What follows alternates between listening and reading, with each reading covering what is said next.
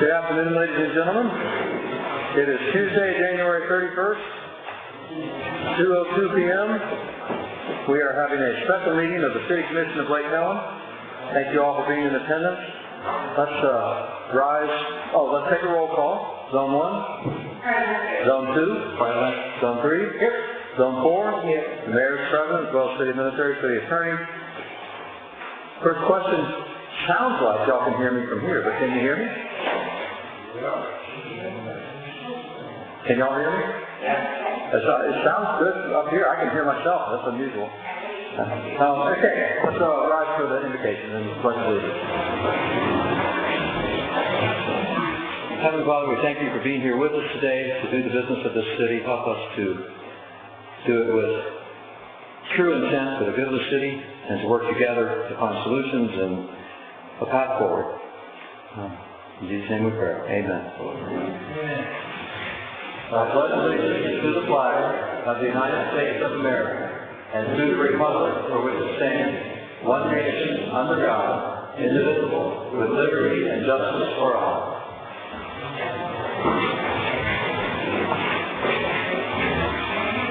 First item on the agenda, and let me do a very quick preamble today. The first item is the Public Works Superintendent or Public Works Director. We are having this special meeting in order to move the process forward. We were initially thinking of waiting until the next commission meeting, and I thought if we could get this introductory meeting basically done today. We won't be voting on anyone today, but we'll be meeting candidates and giving people an opportunity to see them, to hear their qualifications, and when we meet on the 9th, we will take a vote at that time, probably, if the process continues to move forward. I don't like having a bunch of people and a bunch of resumes thrown in front of me and within the same meeting having to make that decision. I think it's much better to be able to ruminate on it a little bit. As commissioners, I think we can make a better decision, so that's why I asked you all to have this special meeting today, and I appreciate everybody being willing. Thank you. I should open the meeting on. After we do the initial introduction of this concept, I don't know. I guess Just trying to save you time, the public's time and everything, that's all. Okay, well, I appreciate the offer, but I think we'll start on the item 1 with I'll turn it over to the City Administrator and let you introduce who you would like to introduce. Thank you, Mayor and Member of the Commission. First of all, I just give you one update. You had 3 candidates on your agenda, and you have the resume in the agenda. Number 2, Mr. Ron Hicks has withdrawn just today from the process, so he will not be introduced. We have the other 2 works in Marlowe and Tony Bird, both available downstairs right now. A little preamble to that, we received more than 30 applications. We advertised for full day and regional, and we received more than 30 applications. We heard about 7 interviews. After interviews myself, Dominic Fraser, and either police officer Dane or Steve Mullins. And we did that on purpose so that we would have some further parties in our interview process and give outside objective analysis of the interview from the individuals. Based on those individuals, we then narrowed it further down to the 2 that had originally 3, a background investigation and a drug screening that was performed on all 3 of them, and they were all very successful. The references were checked on all 3, as well as prior employment, and they all checked out very favorably. So with that, we will excuse me, I will now take number 1, and be back. Before we go around like that, I don't know if this is what it's going to do or not. It was my understanding that when we put the advertising out, that when we hired a residential folks, that they would be licensed in the water department. I'm not sure what class license they need to have in order for them to do just rudimentary skills that need to be done in the city. And seeing how we don't own an electric company, I don't need an electrical engineer, but I certainly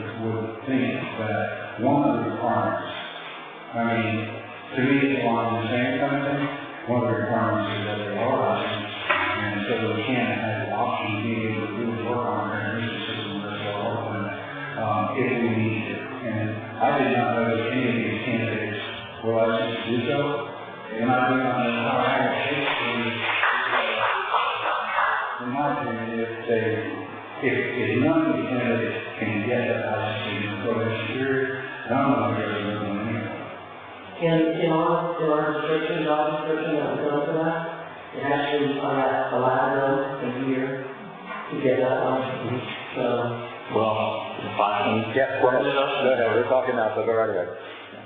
none of the candidates will be able to meet the requirements for the position as the job description is written.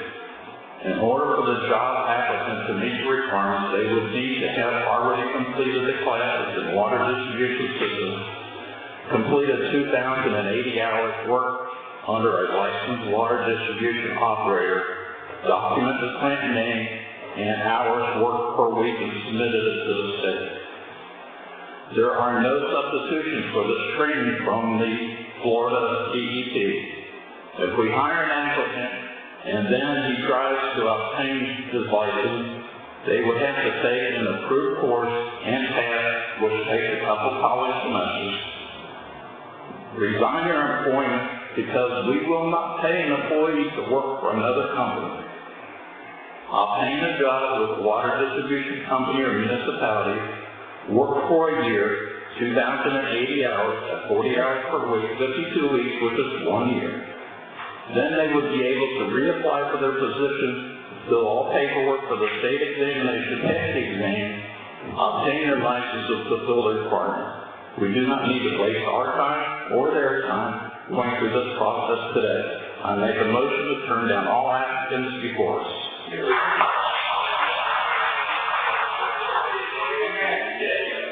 There's a motion on the floor. And a second, a motion from Commissioner Eckert, a second from Commissioner Basso to turn down all applicants. As part of discussion, I'd like to turn it back over to the city administrator to address, if you would, the requirements for the water license. We operate now on the water license of the U.S. Water. Every municipality, every water system has a license operator. Ours is U.S. Water. The job description does require a license, whether it is a probationary period or basic period, will be a year. To get that, it can be had in a year, most likely it can be close to 2 years. But it would be a secondary license to the U.S. Water license. All two candidates have indicated their willingness to get a C license, which is the lowest license, but the only one that needs a C, so CDNA. Because of the size of our operation, we only need a C license. All three are obligated themselves to get that as a condition of employment, which means if they don't get it, they are no longer retained as citizens. So that's where these candidates are. I believe of all the 30 plus candidates originally received, we only have one that has a license, two that actually have an existing license. I'm sorry, what is that? That is the Water Distribution System Operator Guidebook from the Florida Department of Florida Environmental Protection Agency. So, there's no substitutions, no sideways tricks, no smoke and mirrors that can be obtained because a license, you've got to follow these rules. And what I stated is the rule. Absolutely, but again, with the secondary license to the existing license, we turn it out there. Good point too, Roger, there's no window of nakedness, if you will. You always have to have an operator responsible for the system at any time. So that's the reason we want to have a backup. This person would be a backup, would not be a front operator. So we are currently operating under the license of U.S. Water. Correct.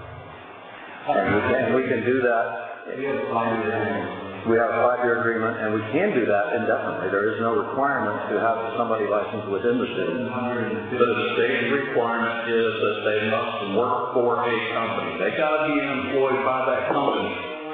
That's to get. They cannot work for us and do it underneath another company. That's to get the license, but we don't have to. They don't have to get that license in order to hold this position. I am familiar with that requirement. I know when the first Austin was getting his license, and he would get it underneath the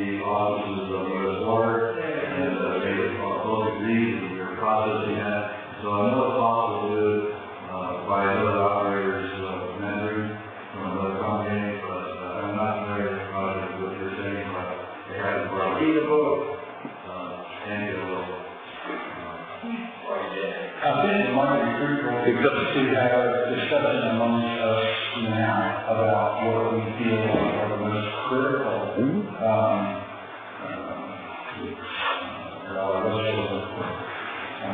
the most critical skill sets that this particular person. For me, two of them, in one of these lessons, it's the only real revenue, even if you can pay for everything that we have, and to not have a backup plan, and to be held hostage, if you will, by water. I think for a small town as small as we are, that's not a lot of efficient. Number two, I think they need to have managerial skills. It seems like each one of these candidates has very managerial skills. So those are the two top ones. And if I had to continue to go down, they have to have a rudimentary understanding of all of your basic infrastructure, whether it's stormwater, sensors, etc. So, with that said, to me, if I don't know, I didn't read, or I don't remember reading the advertisement, so I don't know if we stipulated that, we could or not. I was under the impression that if somebody applied for the job that already had X number of hours, was in the process of becoming very close to the point where they're getting ready to go and test for their license.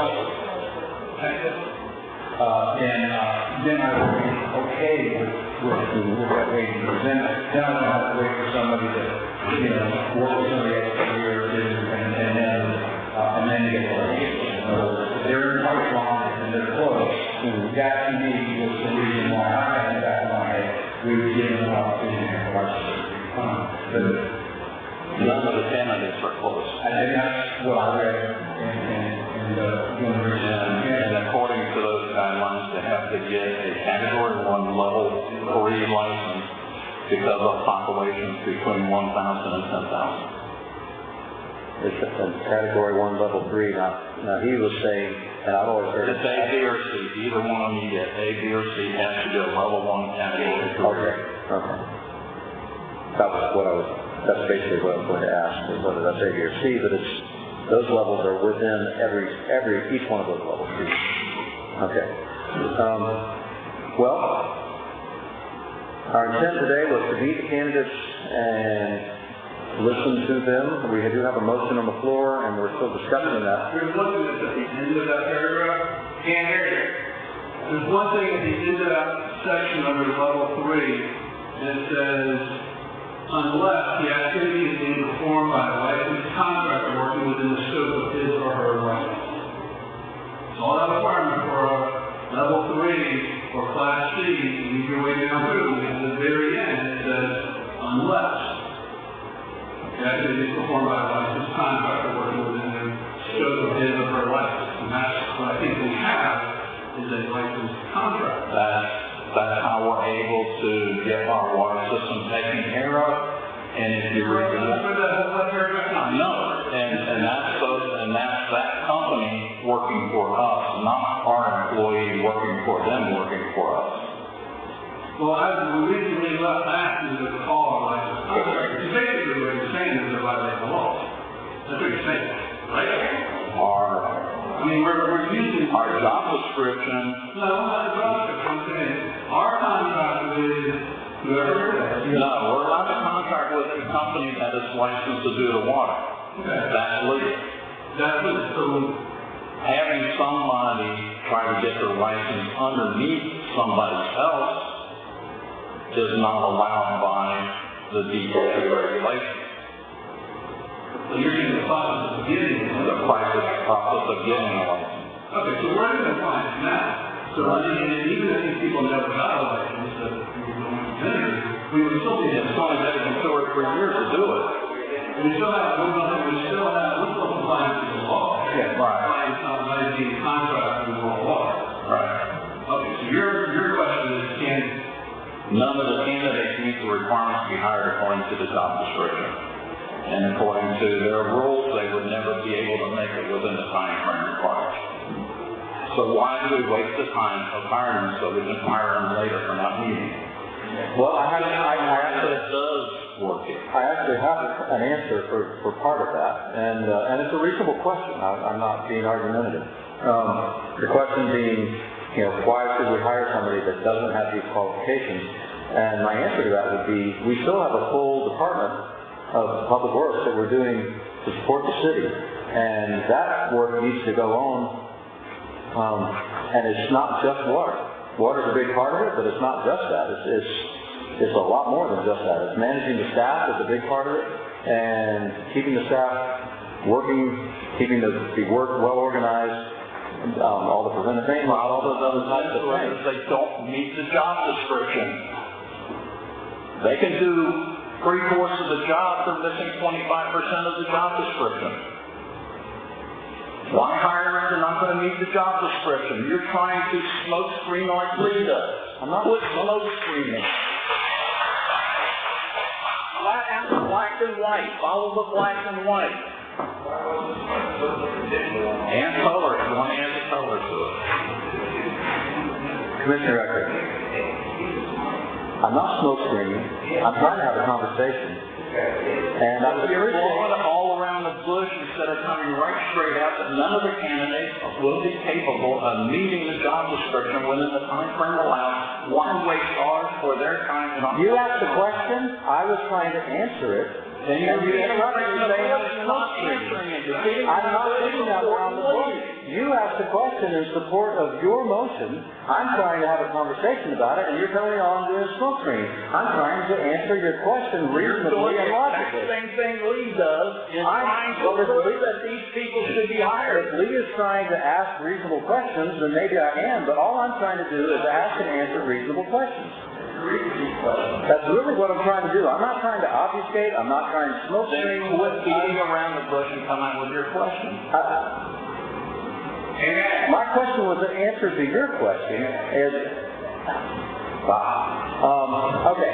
Can I interrupt for just a second? Sure. I think what the mayor's trying to say, and what I agree, there's a significant portion of the job that requires managerial skills. Please look at me. And at this time, as filed, do we think that's more important? Okay, then having managerial skills and what? Myself, when we go to the hiring process, I think it is. If somebody can prove to me that, and the reason why I feel like the last decision is critically important is so we're not leveraged by an outside contract. We can't. That's the only reason. If we can pick and choose whatever we want to, if we use the prices to break, if we do a whole lot of things that we would be subject to by an outside contract, I would feel the same way. But it is, and that's important. Equally as important, we have lost employees a lot. We've lost some things. That's why we lost employees. Well, let me finish. What I'm trying to say is we've lost either bad manager practice, bad communication, or whatever. So it's critical that we have someone in that position who has certain skill sets, including managerial skills. And so the conversation I want to have right now is what is more important to us? If we can't get what we want, what is more important to us? Then I would suggest that since we don't want to follow them and we're trying to be open to the public and everything, we throw every job description, every policy and everything out the window and run it by the seat of our pants so that we can get things done so we don't have all this regulation finding us. We put these in order to be able to control what goes on and be open to the public. Yet we're willing to bypass our own regulations just to appease somebody to hire a manager. No, that is not what we need to do. We need to hire the person that is right for the job. And we have one applicant that does not want an excessive amount of money to do it here in the audience that can do the job. I would suggest we hire him to fill the position. And you're allowed to suggest that, and we have heard your suggestions, and we will continue to hear what you have to say about it. However, simply speaking louder and with more passion is not what a deliberative body has to bow to. We are all allowed to speak our minds. I want to give everybody a chance to speak their minds. And while I appreciate your opinion, and I understand exactly what you're saying, I'm good with it. It needs to be part of the discussion. Absolutely does. Absolutely does. Well, before you bring the candidates up here, you let all the citizens down here that have cards in there to talk about that, and they'll say almost the exact same thing. Everybody will have an opportunity to speak. I'm not going to circumvent any of that. I never have, and I will not this time. Question for Robert. If we put this out for bid again, project, and we don't get a candidate that fits this description, then what do we do? We've got a candidate that fits the description already. Where's your application? What's not in front of us right now that you have applied. So why would we put it out for bid again, or have that person have an opportunity to put their application? He's got an application in. It wasn't in our packet because It wasn't in our packet because somebody decided they didn't want to hire him. His application's right here. It's already been approved. It's got a whole bunch of endorsement letters with it. And all these citizens that here come up talk are going to be endorsing him also. Amen. So why not go ahead and hire Rick Mullins for the job? He meets the requirements.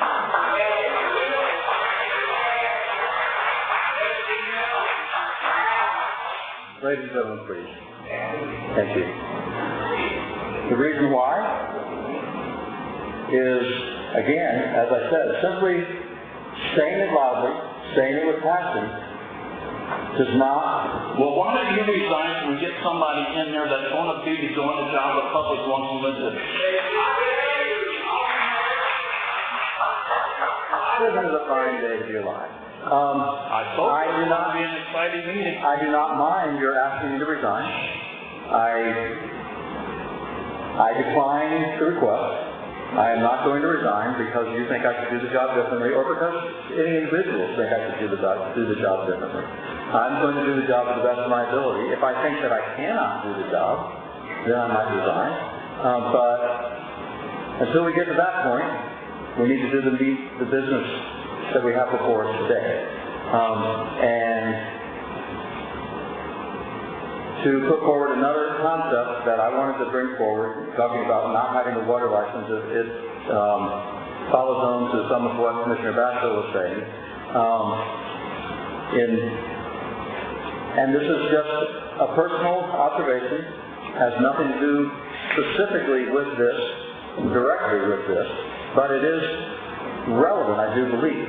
When I was in business as a nursing home administrator 30 years ago, I had to supervise doctors, but I did not have any kind of medical training. It was an awkward position to be in, and the way it's similar is this is similar. If we have somebody that does not have a water license supervising a company that's doing water jobs for us, overseeing that company, it is an awkward position, and it's not necessarily ideal. But because of the breadth of the requirements of the job being so much broader than just water, it makes sense in many ways. As a nursing home administrator, one part of what I did was supervising doctors that came into the facility, but it was only a small part of that. The rest of the job outweighed that need of medical training, completely outweighed, and it worked. It was allowed, it worked well.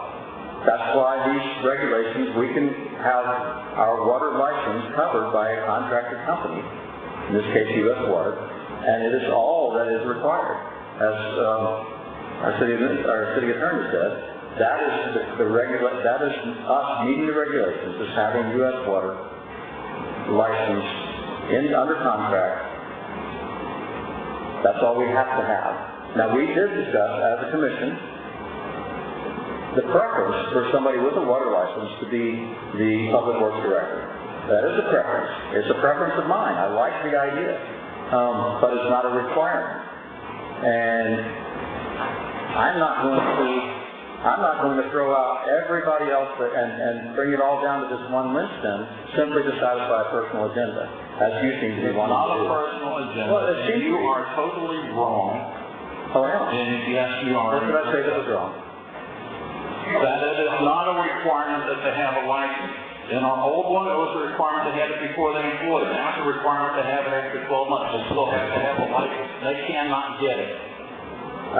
What I said was, for the state does not require it. We The do. state requires us to follow our charter. This is what this is doing, is following our charter. We put together job descriptions for that purpose. Well, what license are you get? I'm sorry. They have to get a C level 3. Level 3. Okay, so level 3 is a document that says, pass level 3 examinations for a license type no more than 4 years prior to application, and document is 2,080 hours of appropriate operational experience prior to application to the reference letter. But only if your experience is not signed by a certified bar operator or certified distribution operator. That's the minimum license level and the requirements of this document for a level 3. 2008,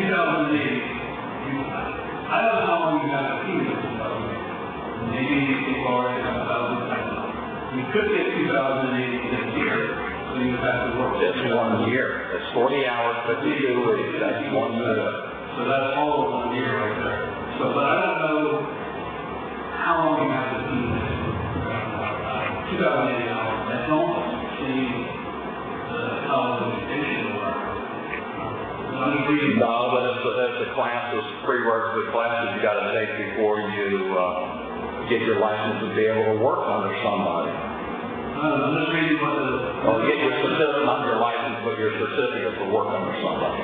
So, is there 2,080 hour appropriate operational experience prior to, let's see, minimum license requirement. And you have to pass a level 3 examination within no more than 4 years prior to the application. The application for license. So those are the. And it cannot be in relation to wastewater. It's got to be underneath. It doesn't say that in this document. The Florida statute's in the back of that book. I'm just saying what the minimum license is in this document. So those are the. The overall guidebook that covers both of them, license process, you have to choose one or the other. You cannot mix them. I don't know. I'm just reading what's in there. Yeah. Yes, sir. I think you're on the point. I wanted to go back and briefly. I talked to you at Water a few minutes ago, and the individual does not have to be employed with U.S. Water who works under their tutelage to obtain the license. The regional director says she's signed off on anywhere from 5 to 10 water licenses under the same arrangement. Well, they have, the tutelage has to be underneath the licensed operator, but that both of them have to be below the same roof. And for the city and this I'd like to hear that from DEP since it's their regulations we're going by. Well, if she signed off on 5 or She 10. might have done it illegally, but was able to get away with it.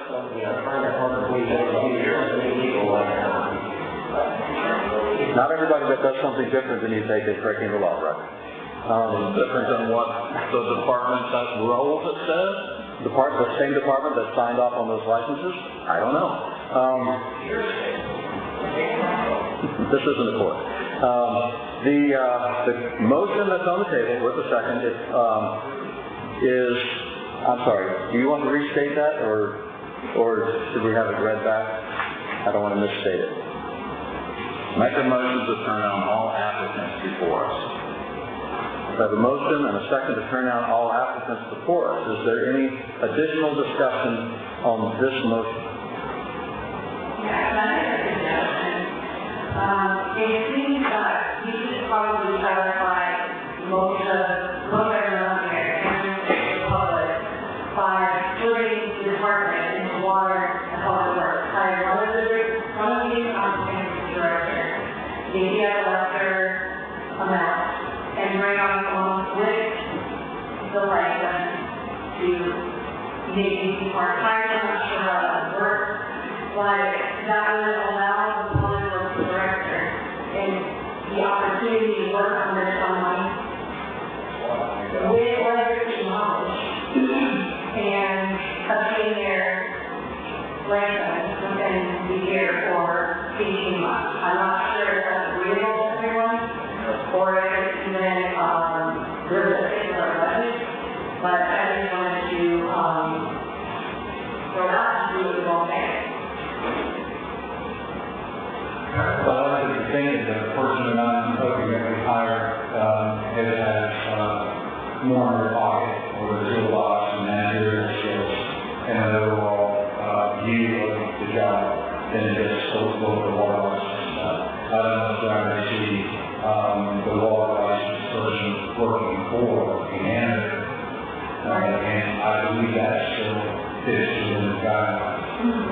I made a suggestion, even before, the curriculum was designed, that rather than design, I want you to step back and, offer the city an opportunity to be hired as a consultant. He did it at the time, I don't know if he's able to do it now, but to me, that hire of two people, we may be able to, make work financially, we may be able to work, structurally or management, because to me, the biggest issue that we currently have is that it just doesn't seem to be a good change in hand, it doesn't seem to be a good management all the way through. And I think that's the bigger issue too, although I said that while the motion that we have this discussion. And, with that said, I would not be opposed to hiring a manager that didn't have a license, but if we did do that, I would definitely put ask Rick if he was interested in coming on, being a retainer, paying an hourly wage from a consultant's perspective, probably push the deal to make sure that it's even possible, but I think it's a better long-term view. I do not see myself, I don't see you, I don't see the mom, I don't see any of us being part of the long-term solution that they have. We should be looking towards people who have more life expectancy at job as a long-term solution. And I think that's where I'm here in my efforts as far as hiring feel like dropping all the candidates and hiring them back for this job does not fulfill that requirement. And as a visionary, I think it's more important that we fulfill that requirement than we do just put a band-aid on right now. I don't want to get anything on, but I don't want to ignore what our mission is, what our vision is. But I don't want to put a band-aid on it, so I can do it. I think that they do have a fire for that to go for. So that's a lot. I agree with this that on the management, and if you have a 5-year contract with U.S. Water, you have to fulfill it. Okay, so we have a motion on the floor to dismiss all the candidates. I'm sorry, I don't want to misstate this. Could you say it one more time?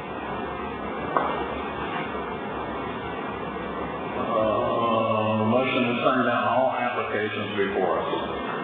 Okay, we have a motion to turn down all applications before us. In my mind, any further discussion? Any further discussion? I say we let the citizens have their call before we do the vote.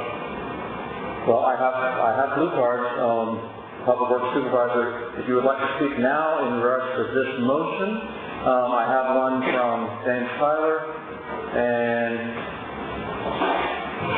I only have one from James Tyler, only one card from James Tyler. I've only seen one. Oh, and I have one from Buddy Snowden as well. Mr. Tyler. Good afternoon to all. Good afternoon to the public. My name is James Tyler. Of course, I've been working with that anyway for a few years. In reference to the hiring of a new supervisor,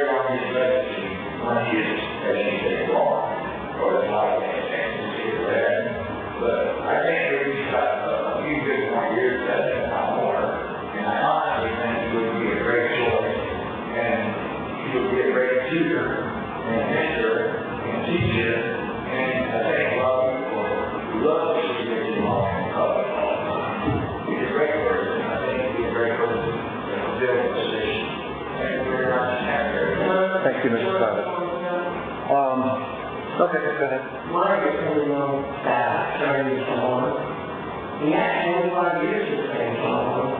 We're talking today, though. I mean, I know it's here. I'm not in here. You got to I'm sorry, Mr. Tyler. He left here with nothing. He had nothing. We're just like, oh, I go in. People that was working underneath, they weren't working anything. Mr. Tyler, Mr. Tyler, I don't want to get into a back and forth like this. I appreciate your words. Yeah, thank you. And we can address what people say, but I don't want to get into arguments when we can avoid it. I have another card from Buddy Snowden. If you would like to speak now, or if you'd like to speak after this motion, anytime's fine. Well, I have to wait over it.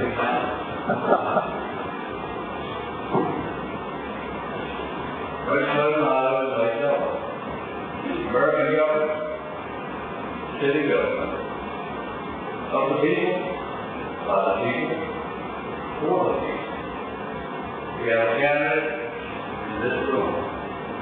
Ricky Lopez, who is the candidate of the people, by the people, for the people.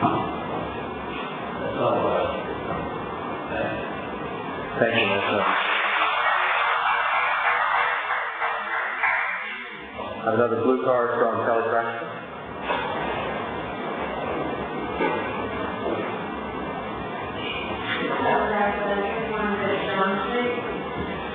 I have two questions, one is, is the intent to leave water under a contractor? So, okay.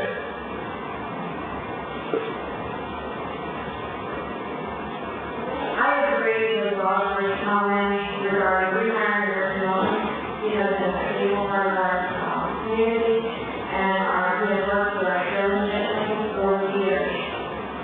He is qualified, he works in a license, and he has all the skills that are required in that position that was advertised.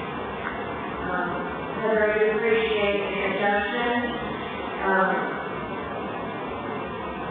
but I think it's very important that we have someone, given the real confusion, and there's one person that can handle both the water and management, and Ricky Moss has shown that in the past.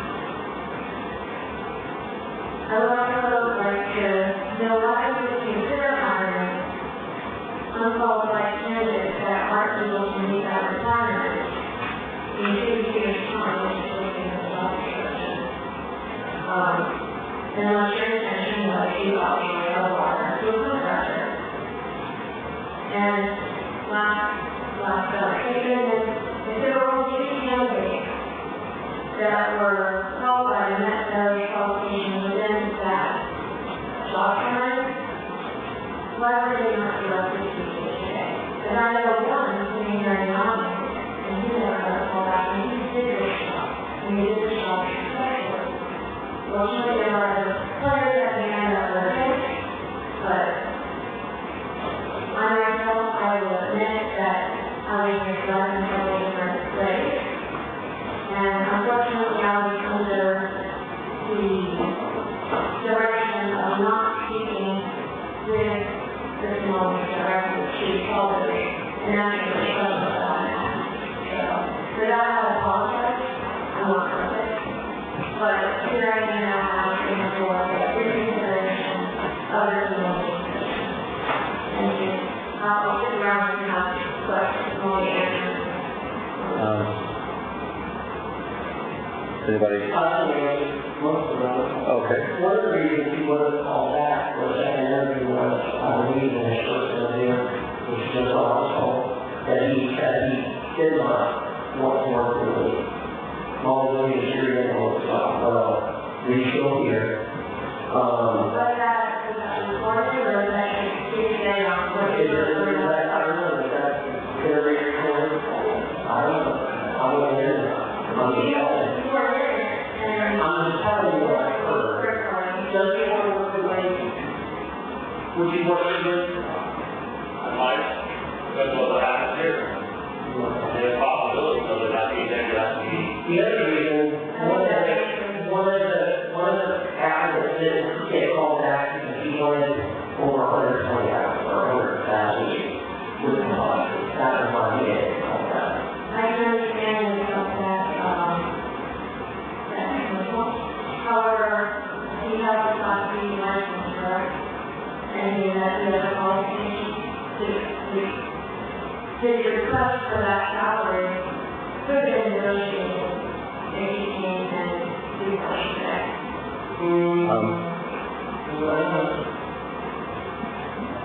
Not addressing what you were just saying, but addressing your initial question about the city working under U.S. Water's contract indefinitely.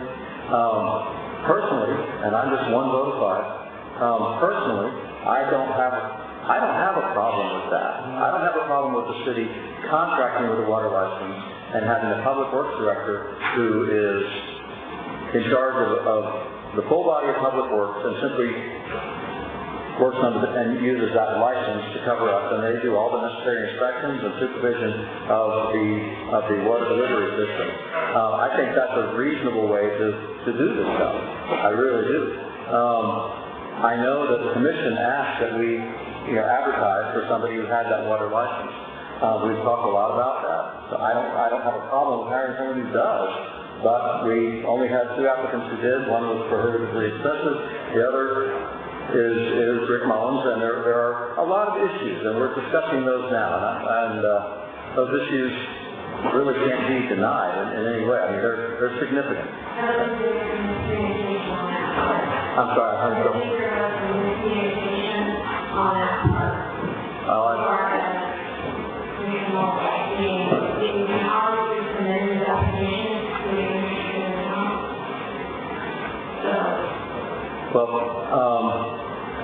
Thank you, and I have another blue card. I do have one more question. Okay.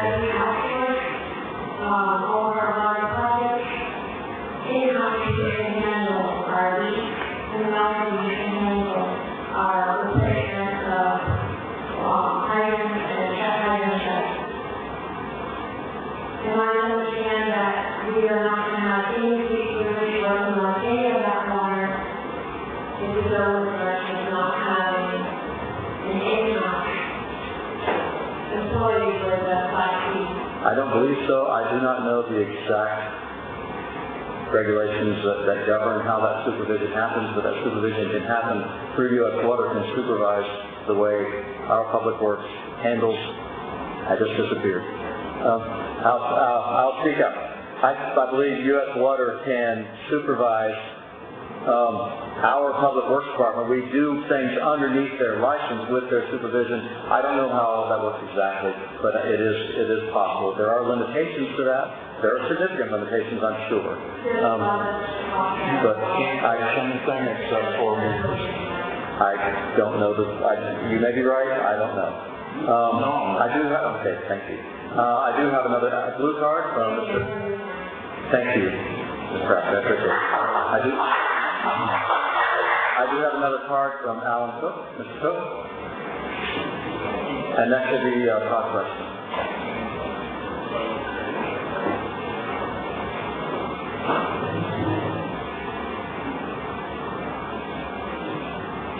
Came down to people pre-ready. I think one of the first words that I've ever mentioned that has a lot to do with this situation, which is Dan saying that we're in this situation, is communication. The big problem is if people talk about it, then they can solve problems. But if we don't talk about it, we can't solve anything. Now, for example, I'll just start this out with the water leak down there on Water Street and Protocol. And one thing about it, when a certain gentleman worked in this town, if there was a water leak, I'll guarantee you one thing, he'd be down there within an hour or 2 hours and he'd have it fixed. Let me tell you something. That gentleman sitting right there, I've seen him in the water right up to his head. On Main Street and a lot of other water mains, need to climb right down in there and get it fixed and be done with it. And what's the darn shame out of this whole thing is, he's sitting there when he should be sitting where he was, as all on communications. And I think it's a darn, I haven't even talked to him, but it's a darn shame after all the years that he's put in, and everything that he's involved in stuff. I've gotten up at 3 or 4 meetings and mentioned about how we worked on projects, the building down there, the coffee down there. That man has saved this town his salary over and over and over again. And what really pisses me off, it's all communication. If you could just talk, and what things happen, that would be a important thing to me. And I think there was a big benefit by him. And he has to tackle just like everybody else. And the trouble is, I think my question to him is, Ricky, are you ready to come back to work for the city of Glen Cowell that you were doing before? And you see, yes or no? Not yet, but Well, I'm ready to be back around. I'm going to come back here and help. Okay, I'm going to come back and train them. I need to support the commission. I can't have one person or two of them that doesn't want me here. It doesn't work that way. You have to have the support for the there. I will tell you one thing since you got me here. The biggest thing about having a ski on playground, Jim, I watched it over and over for the last year and a half. I watched it down at Brook Street. You guys are throwing out all your stuff. You take $5,000 out of fire hydrant to go back there. You did that in house. You don't have to tell you guys are wasting money. You got to have a ski operator. Somebody here that can work on distribution. Your people do it. Because you will go broke. I promise you. This town is old. The pipes are old. You have been so fortunate you have not had a 6-inch water break that you cannot shut down. You have this. You've got to get out there. You've got to do something. You've got to do it right. You've got to have somebody do it on staff. Because it's got to be a good operator. You cannot work on it like this U.S. store. I don't care what they say. If you do, they're here for 1 or 2 hours a day. If he does go there, that's all he is. You have to be 8 hours. I do. I know. I got mine before I became public works better. I worked here, got mine then, because I worked in work and got paid by work. Okay? That's what I'm saying. That's all. So I have let me just finish up here. Okay. There's a man sitting there, you know, 17 like in his time. And he can tell you right on the minute where it's going. What's that? Because he has plans with his water system that he was working on to try to get things so he can get new pricing down and everything else. But Rick, he's got to learn to work with some people. But, let me tell you something. I don't want you out there. I don't want you out there training. I want you out there working. And this goes back to what it should be. Thank you.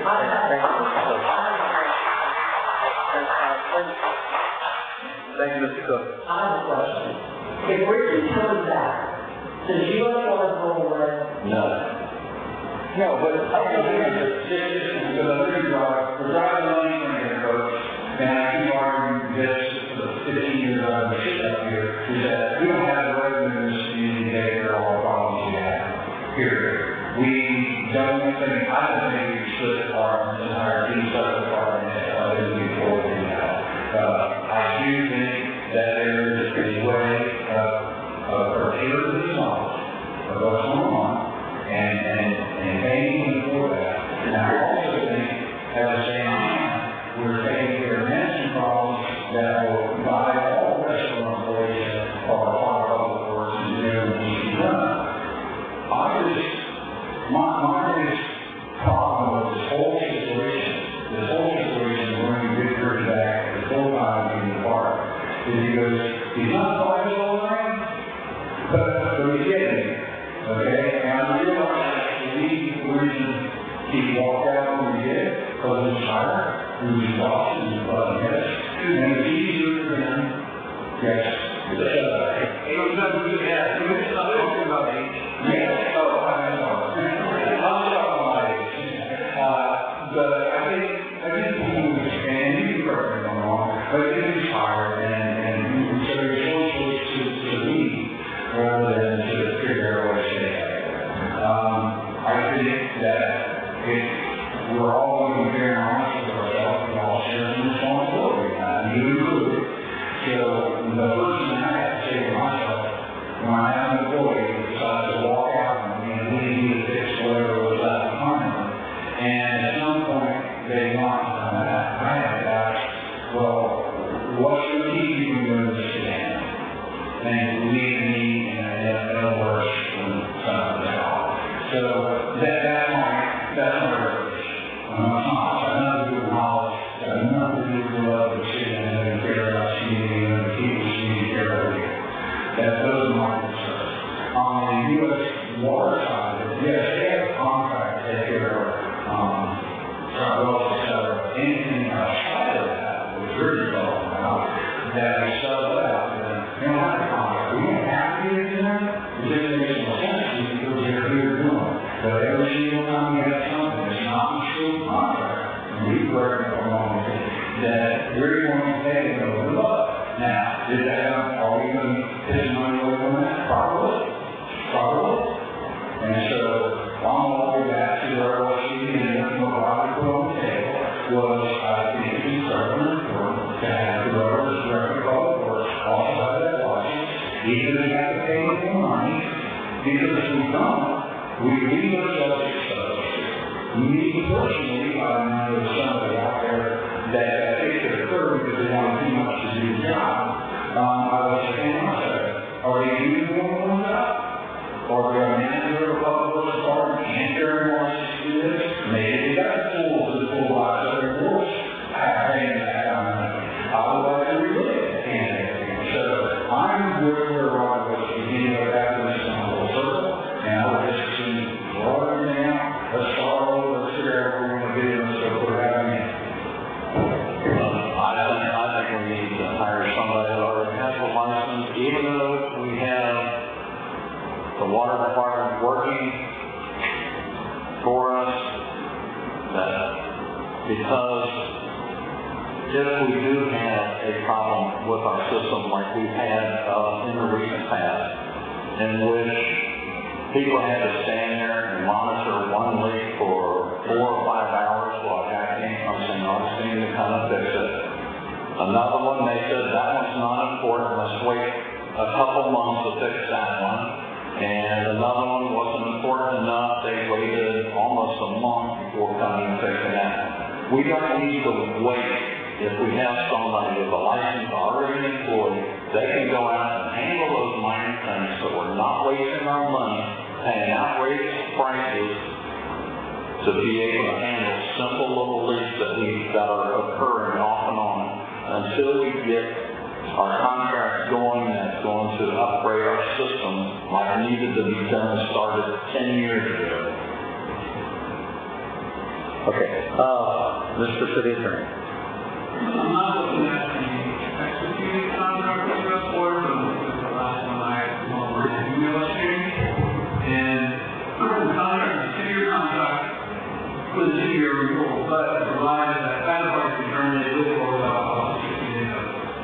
So we're not tied into U.S. water for more than 60 days. Right, we don't have to. We can, it can be terminated at any time with 60-day notice. 60 days. We're not locked into a 2-year contract. Right. There you go. And you always do a transitional change out whenever. When I listen to y'all talk, I feel like some people were under the impression that we have a 5-year commitment to U.S. water. It's not 5 years, it's 4, but it's not a 4-year commitment. You can terminate it without. It's a 4-year contract with the termination clause. It's a 2-year contract with a renewal option for 2 years, but you're not committed for the full 2 years. You're not in house. You can get out. You can get out too. It's 60 days notice. And I believe we'll always have a contract with an outside water company to do certain things. I mean, we always have. That's not going to change. So we just extended what we were working with as far as covering our license requirements. I do have another blue card. I'm trying to work my way through these before we move on to the vote on this motion and then to the work before us. Mr. Todd Gresham.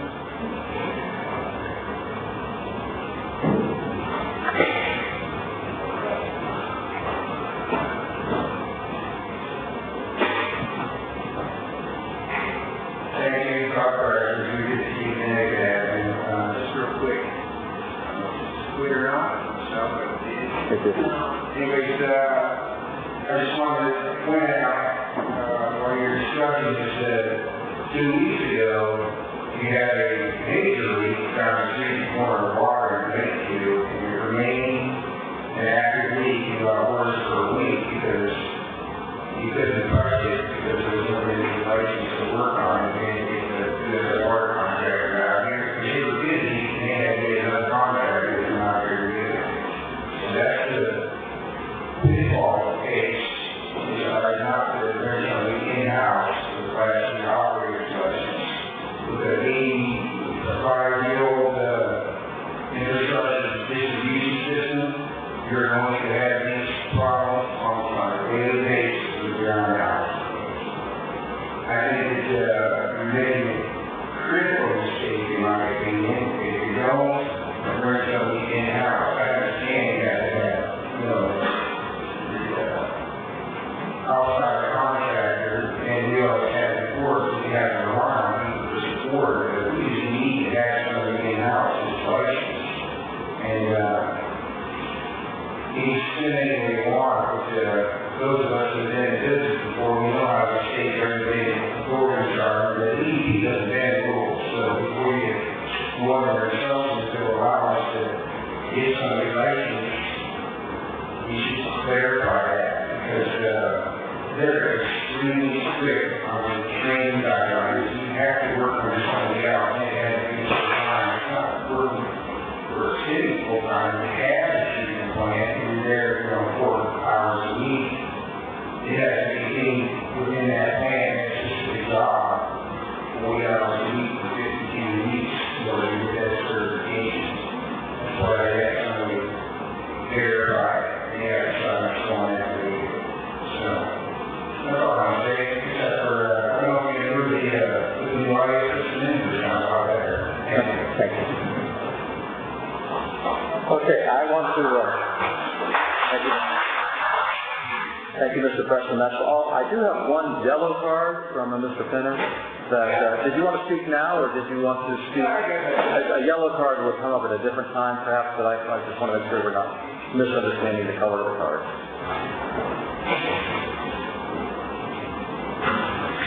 My name is Penner. I'm a Christian. I'm American. I'm a veteran. I'm a lifetime resident of Lake Home. And this place sucks.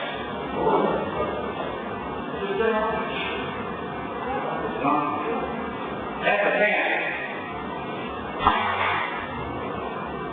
They're here. So which things care? We're talking about water.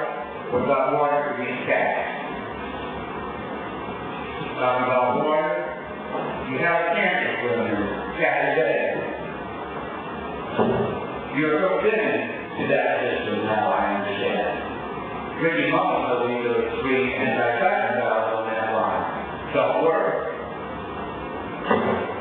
I come for a federal investigation of everybody here. This is bullshit.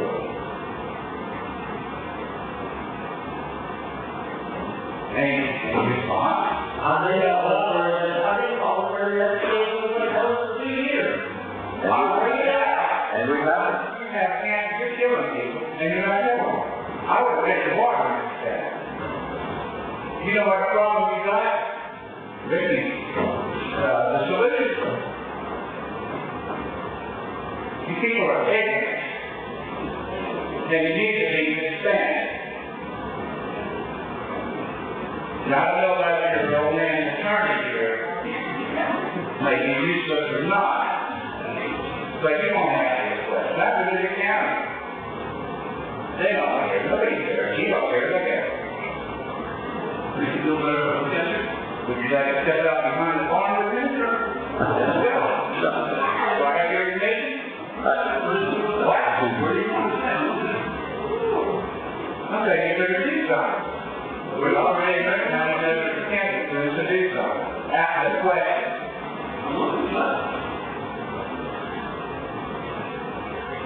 I'd like to have this job. I know more about that doing than anybody. Thank you. Excuse me. Now we're on the 3 minutes. Take this job over and I do it for free and I do a better job. Just like I did tomorrow. Thank you, Mr. Oh, yeah, I'm sorry. Ask your question. I didn't say that. No, I'm giving you your 3 minutes, that's all. Simply speaking. Yeah. Mr. But I do want an investigation. Can I have an answer? Okay, I'll give you an answer. I'm telling you, you are killing people. Do I have an answer now or not? This is about water, isn't it? I will. I've done this for 20 years. That's good. He can tell you. Okay. Let me go. Come on. Every time I begin to speak, you start again. I'm trying to answer your questions. Okay. As far as whether or not there's going to be a federal investigation, I'm not going to call for one myself. We are. Why not?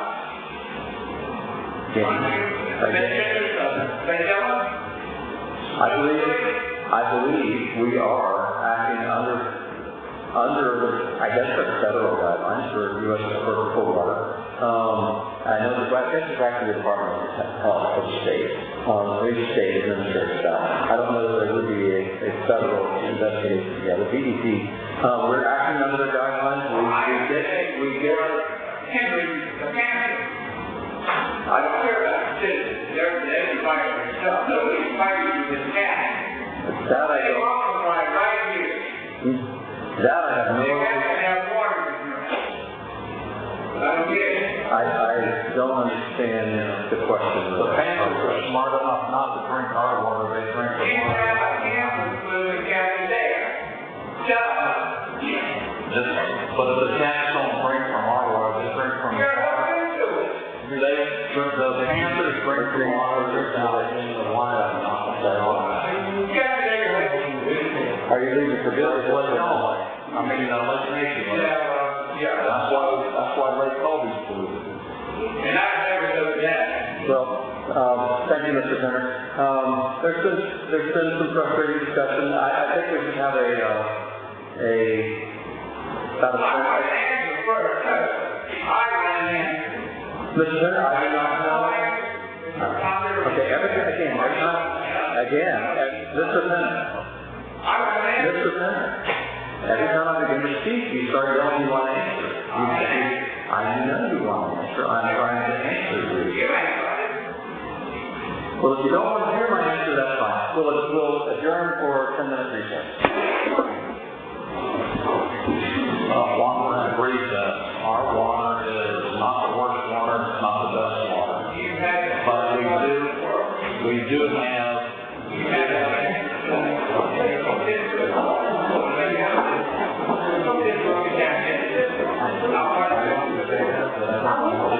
the cancer balloon was caused by, it was caused by the accidental injection of a bunch of chlorine into the water. Chlorine is a cancer. You're not going to listen to reason.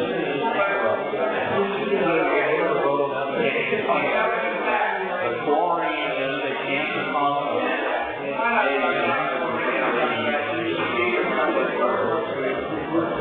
Never should not have that in water. And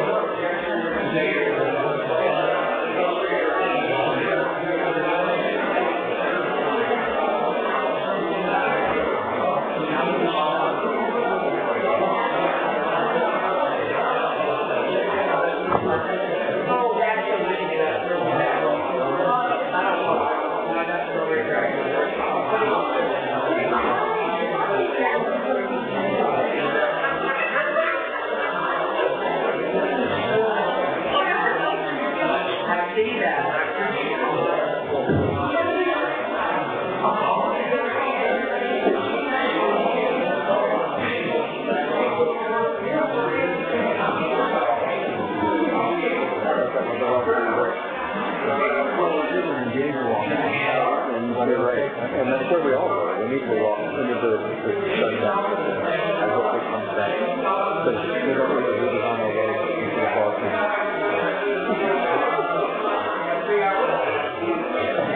And we don't do the better investigation to prove that we have.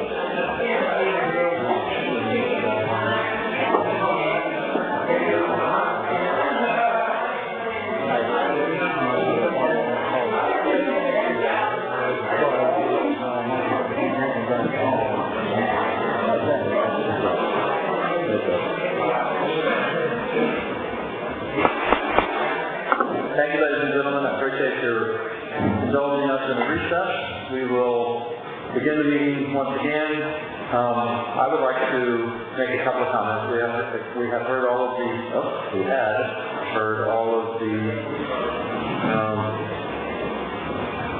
I don't know what a 3D service contract is. What's NetShop. Okay, 3D. I got it now. Sorry. Thank you. We have heard all of the blue and yellow cards pertaining to this matter. I thank you for your input. I sincerely do. I'd like to say a couple of things. I've been holding my tongue letting everybody else speak. I want to say about Mr. Mullins that I respect him tremendously. I know he has, I think the word was the blueprint of Blake Helen in his head. I know that his legacy knowledge is unparalleled.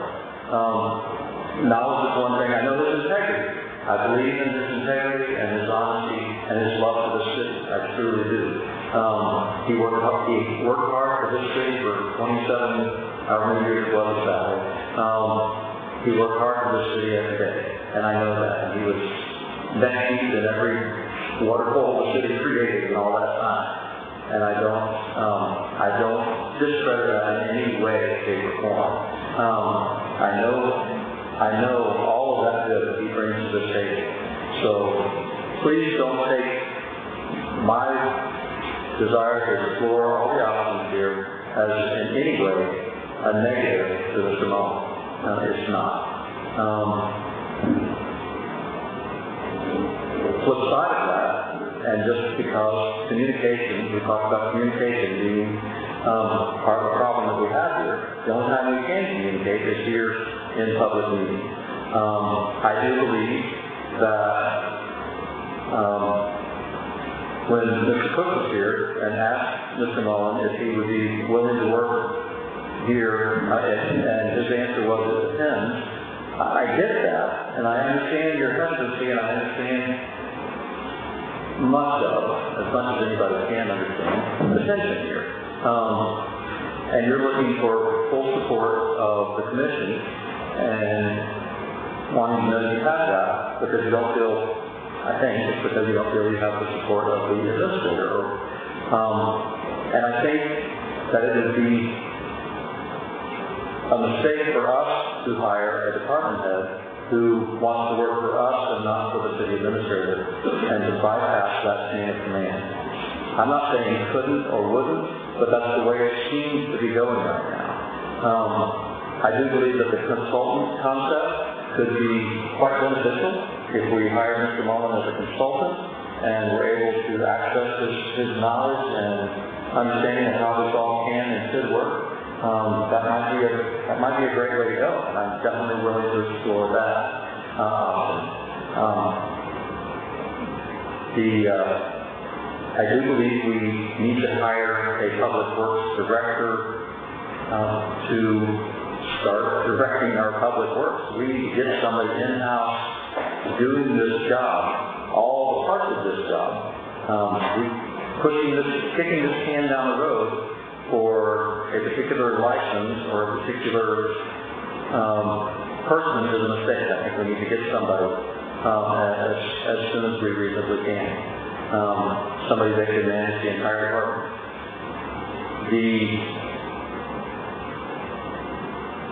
So I would not be in favor of the motion that's before us. So you're going to be before the vote's called for? I'm sorry. You just voiced your vote out to the public before the vote's even called for. That shows very lack of integrity in ethics. I was speaking about, I'm sorry, And you voted. Before the vote was called, you said, I would not be for this. That's a vote. You're not allowed to vote until the vote is called for. You're influencing the vote. That's against the law. I'm sorry, speaking in favor or against the motion is against the law? No, when you actually make a comment that shows your vote for or against, it's against the law. You're against it.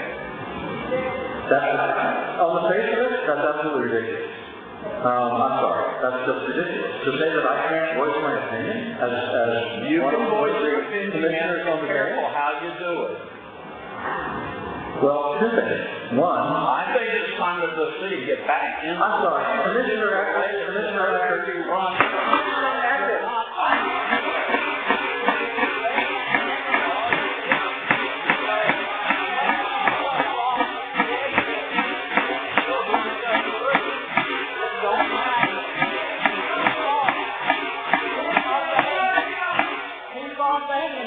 Commissioner Eckert, I am allowed to recognize or not recognize speakers.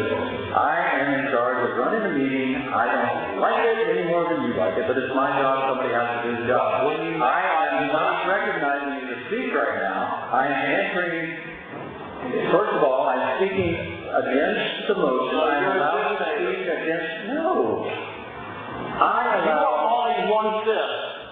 Would you please let me talk? I'm not saying please, I don't have to say please. I don't know what the Robert's Rules of Order allow me to do, but at some point, I have to be able to tell you.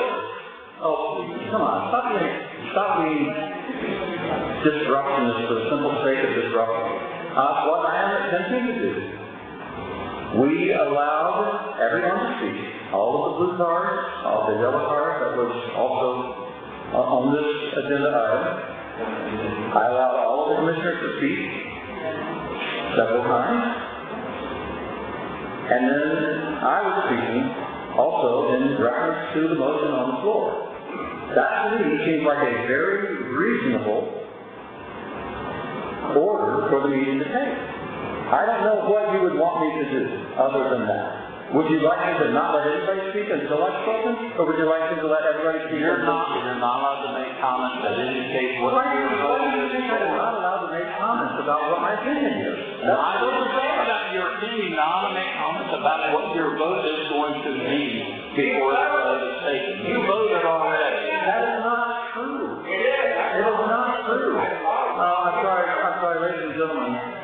I can't just have you all shouting from the gallery as to what's legal and what's not.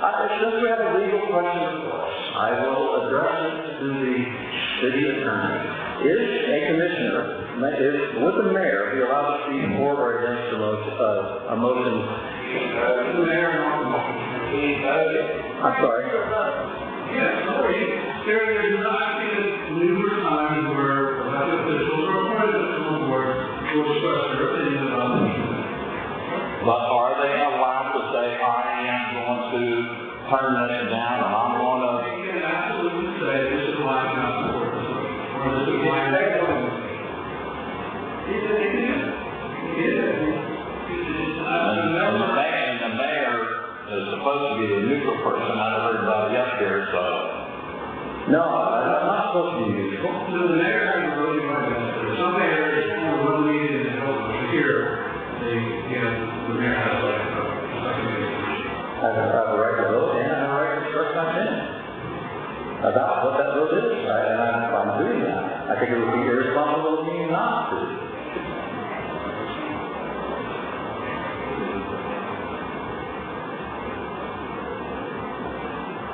So, back to where we were. We have a motion before us. I'm addressing that motion, and I will continue to address that motion. I do believe that I said let me reorganize my thoughts here. Talk about Mr. Mullins and what he brings to the table. Your motion that's before us is designed, I believe, to get Mr. Mullins hired. That was what you stated in discussion. That was a recommendation, that wasn't a part of the motion. I know it's not a part of the motion, but in discussion, you indicated that was the reason for. Again, I'm not trying to mischaracterize anything. I'm not trying to mischaracterize what you said. If I have, I apologize. I'm trying to address what you said in all of your discussion, not simply the motion as the one sentence motion, but the reasoning behind it. When you were declaring your reasoning behind it, you said we have a qualified candidate here in-house. If I believe was strictly, and that was in answer to somebody's question about the qualifications. And if any of the applicants that we had were qualified, and I said, yes, we had one, and I pointed out which one. Okay, now I'm going to go back to, I let you speak, I let all the commissioners speak who desire to speak, I let everybody who came today speak. I tried to do that without interruption. There was some discussion back and forth, hearing everybody speaking, trying to be cordial all the way around and allow people in a conversational way to address this. I would like to be allowed to make my point without being interrupted every half sentence. My points are, again, the positives about Mr. Mullins and what he brings to the table, I think are strong. He does bring a lot to the table. I don't want to dismiss that or discredit that, him or these qualifications and the strengths he has in any way, shape, or form. I feel quite strongly about him. He brings a lot to the table. I do believe that we are here today because, it's not so much that I believe, we are here today because things broke down. Understanding all of the history in that is impossible because most of it was behind closed doors. I have spoken with Mr. Mullins, I've spoken with Mr. Evans. There are two sides to the story, as there are with every story. There were problems it broke down, and Mr. Mullen left his employment here in the city. That's something you can't ignore. Generally speaking, unless you have dramatically changed things, simply restarting them is not going to fix the problem. I think it would be a mistake to simply restart this the way it is. Looking at maybe changing it to a consultant type agreement, that might work. That's changing things, putting a different structure, and creating a different chain of command, if you will, that might be an actual solution to the problems that led to the initial breakdown here. But we got to this initial breakdown with Mr. Mullen in that position. I think retiring him back into that position would be a mistake. Again, my opinion, one vote out of five. I wanted to state those opinions and let y'all know here in Vegas where I stood. Let those listening that care to listen know where I stood as well, just as everyone else here did. That's just simply part of the conversation. I'm not dictating. I'm not trying to be a dictator in any way, shape, or form. I'm trying to be part of the conversation. The motion before us is I don't know why I can't remember this motion. Mr. Eckert, if you would restate your motion. To turn down all applications that are before us. The motion is to turn down all applications before us, from Commissioner Eckert, seconded by Commissioner Bassett. Is there any further discussion on this motion? Yeah, I don't think the mandate is what our next step is. I mean, if we put that out for, what's the next step? We're going to put it back out, I mean, to be this final, we're done here, we're not done the job. We need to do some work before this. We need to go through this job description and remove any conflicts that are in it so that we don't have any problem with it. And then we'll have If I could add one thing to clear on the charter. Anybody who is hired as an employee or department head for the charter is limited to supervision to the administrator. Anybody, employee, department head hired as an employee of the city per the charter is under the supervision and supervised by the department head. The charter prohibits the commissioners from getting involved with the department head or employee direction. However, if you do the consulting agreement, it's not an employee. And the consulting agreement can be set up where the commission as a whole, or I guess theoretically set up, we could delegate one commissioner to be a liaison with the consultant, and the consultant would handle the commission.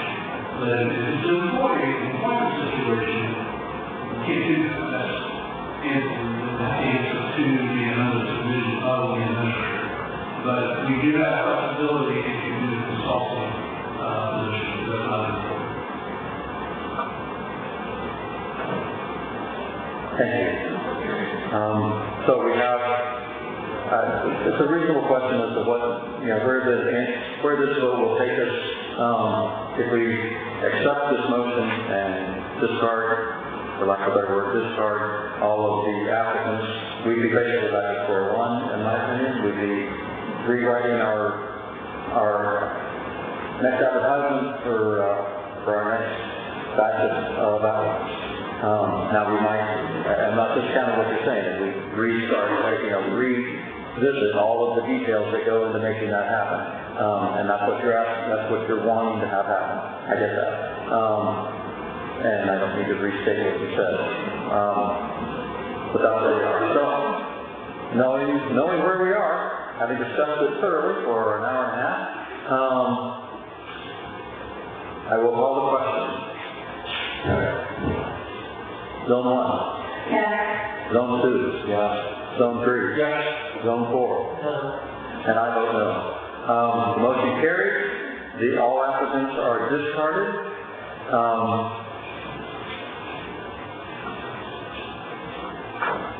take a moment here and look at, Mr. Mayor, I need to dismiss this agenda. he has, Actually, I need to do. okay, yes. We're going down to dismiss the candidates that we're here waiting to be spoken to. If I can do the next part of it. No, you can't. No, you can't, sir. That's not on the agenda. Our current job description presented by. Sir, you are not recognized. Consistency at our next available workshop. At the next meeting, you can ask to have something put on the agenda. That is not on the agenda. If you want to, Sorry, it is in Robert's rules and it can be done and I did it. You cannot deny a Robert's rule or what is property your right motion. What?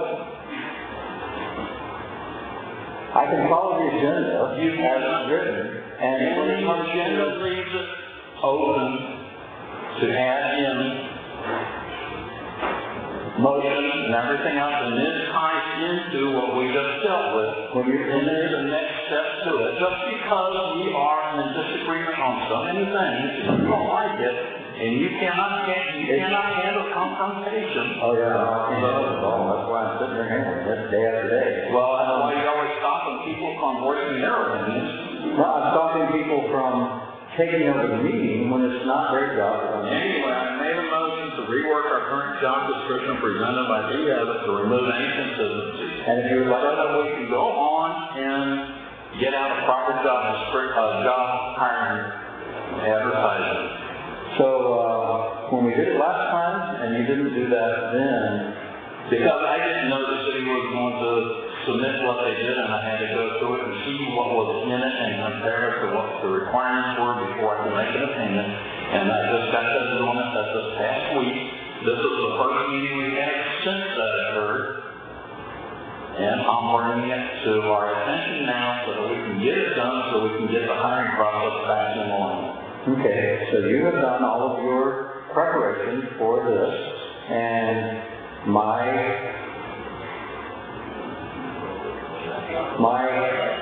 trying to get the right word, I'm blanking on the word here. I believe that we should create this as, I'm sorry, what? You can't turn down the motion. It can be done if nobody seconds it. Well, the reality is, You cannot deny a motion that was properly made, even though you attempted to interfere with it. The only thing you can do is wait for a second. you're right, I need to do more research on my Robert's Rules of Order, because I need to know exactly what I can and can't do here more thoroughly. I didn't, usually when it's a collegial and cooperative effort, you're not required to work under strict letter of the law, and you can have some flexibility. But when you have somebody who's trying to take over and run meetings from their own agenda entirely, then I guess it is incumbent upon you to learn those rules of order and understand how to properly communicate these things. With the charter understanding that the ultimate Robert's Rules of Order control is, I believe, left to the city attorney as to what's allowable under Robert's Rules of Order in a meeting. I guess I need to turn it over to you to ask for a ruling, if you will, as to whether or not a commissioner can make a motion that is not an agenda item at any point during the meeting. It ties in with the first item on the agenda. The thing I have to control is the sunshine law, and the sunshine law does not require an agenda, because the sunshine law does not prohibit us from adding things to the agenda to be discussed during the meeting, so from that perspective, it is permissible to add things to the agenda that are not on the agenda. Okay. That's consistent with the sunshine law. Because this is the sunshine law, and I understand and appreciate that point. As far as the rules of order and running a meeting, That's what the Robert's Rules of Order is in motion. I mean, if you can add something to the agenda, then at some point during the meeting, there has to be a process under the Robert's Rules of Order you guys want to do that. Yeah, typically we have, any additions or deletions to the minutes, we have that in order in each agenda. Not this time, because it was a special workshop meeting, or a special meeting. I assume that's why it was not there. Well, Commissioner Vasso asked me what my next step was. This was my next step. Motion that we redo the job description and remove any consistency. And it falls in with the first item 3A on the agenda, what we just got done handling. Candidate interviews, yes, we just got done handling. Now we want to dismiss all of the interviews and all of the applicants. Now we got to correct our job description so that we can look hire new people. And that's what my motion deals with. Bring it down to the next available workshop so we can get on with it. If you don't want to do it, you want to wait till the next meeting, fine. It'll just delay that much more. So you're not going what the city wants. You're not going what's best for the city. Thank you very much. I can appreciate that. That's the way you are. Oh my goodness.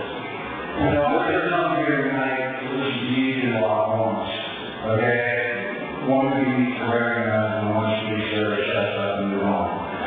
By my opinion, Karen, you should say the motion fails some kind of close check and let's move on. Okay. With that word of advice, and I appreciate it.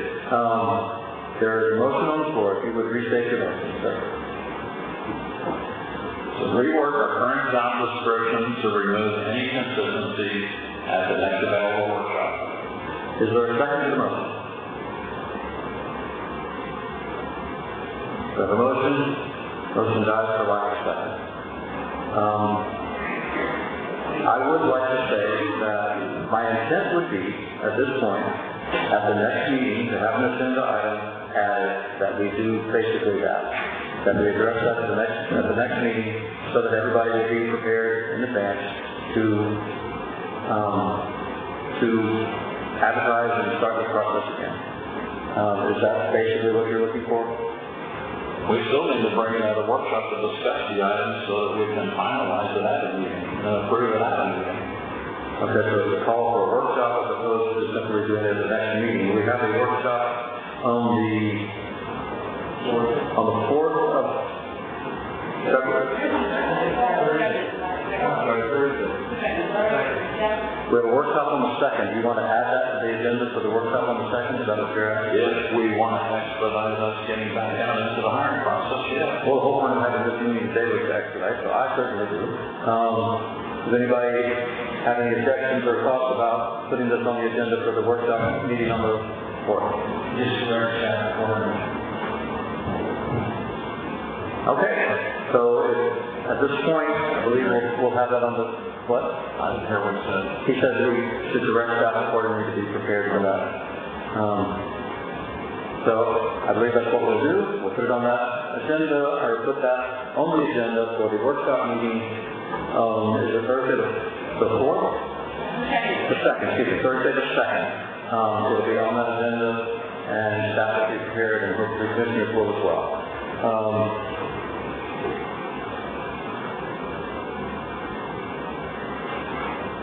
Item 3B, updating our cemetery records. Mr. City Administrator. Mayor, members of the commission, the age of the right now consolidated cemetery is unknown, but it is deemed by all regulations. It has been in community sector of the cemetery for at least 100, if not longer, years. Unfortunately, the record keeping during this time period has not always been up to par, and we have conflicting maps, conflicting records as to who is very where, what possibility is still. And it is a very active cemetery. We do have a number of requests each year from preparing plots, sometimes individuals, sometimes multiple plots for families.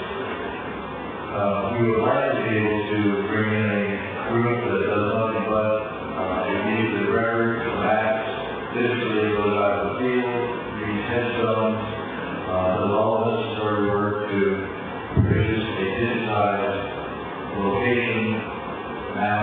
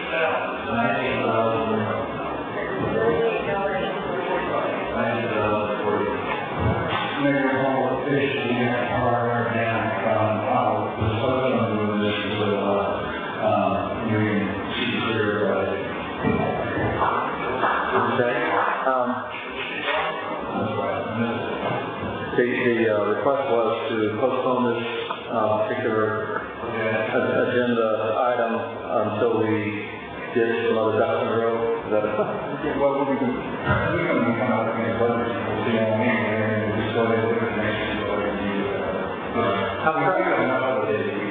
How pressing is the need would be my request or blank? It depends on where the family wishes to be buried. When we bury the old section, that's very problematic. There are vast areas, some areas where very few people are buried. So those areas are wide open. They want to bury the old section next to relatives or family friends or whatever. We get really uncertain in a lot of cases. What is the next do and what's the other do? And I have what seems to be done.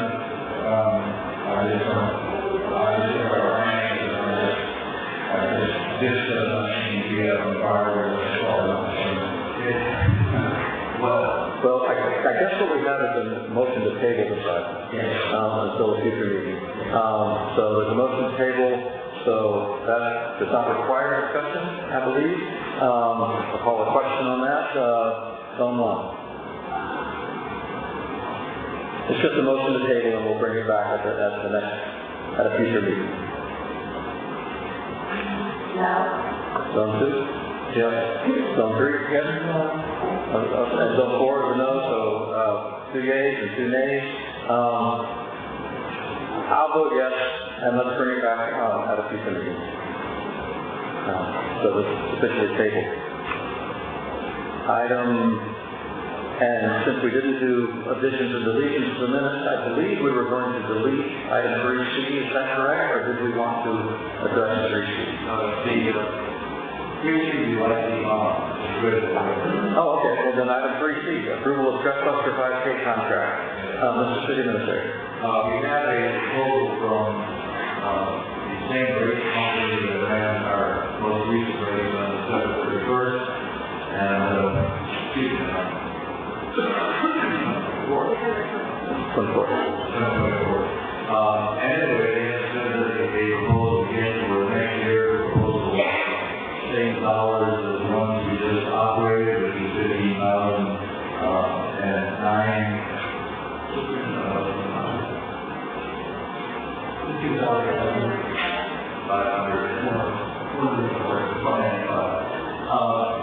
But a couple of things to know, that is the cost of the company running the race. This particular year, we actually netted about $9,000 positive. So we did $15,000 for everything, we're paying about $9,000 in the general fund. So this is actually a money maker.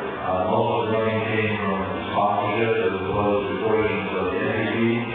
But it's become an annual benefit to the city, and it is very much from a staff perspective, signed off and aware. So we would like to recommend the adoption of this particular contract for the same amount we got this year. Understanding that it is based on 800 participants, and there are more participants than the cost of this is accordingly.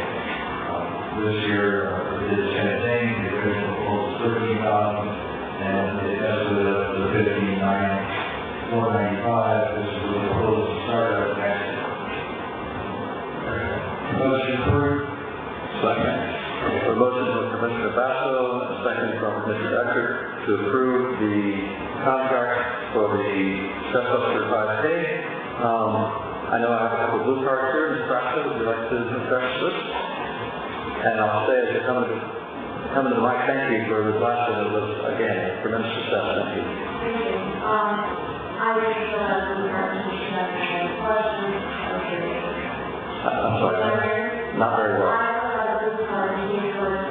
Oh, okay. Does anybody have any questions for Ms. Basso? Would you get those to using the city email that was assigned to you for the information on the Scott Foster side of the parcel?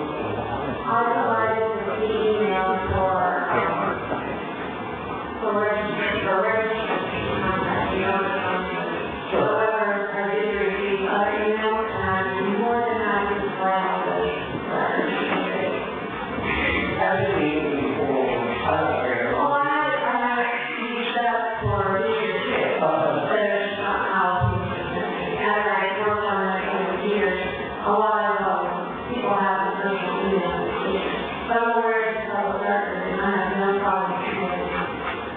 Any other questions for Mr. Bradford? Yes. One, I read one thing, this needs to wait for the bidding process too. We were reasoning about it, the same company, we decided to not follow this, so. Would you like to make that part of your motion, Mr. Bradford? Yes. Motion approved waiving the, formal bidding process. Would you like to second that motion? You can't amend on the motion, one of the motions on the table already. I mean, you could make an amendment. Yeah, I know we could, but you want to second the amendment? Okay, so now we have an amendment. To the motion. I thought we could just put those two together. I was just looking on that, in 2019, I went ahead and I went out with it, and the reason why this particular, company was selected was, one, they've been working with it since 2017, and volunteer underneath Jennifer Florida. They provided, our registration services.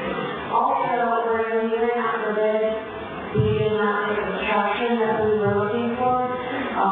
Runner Dog is an all-in-one business, so they handle everything from chip timing to ordering the shirts, design, website. They handle everything, and all on the day services also. So, probably has other companies, we're not interested in the new opportunity morning, understandably. And others were only able to provide certain services, but we would have to selectively find more counterparts to handle this.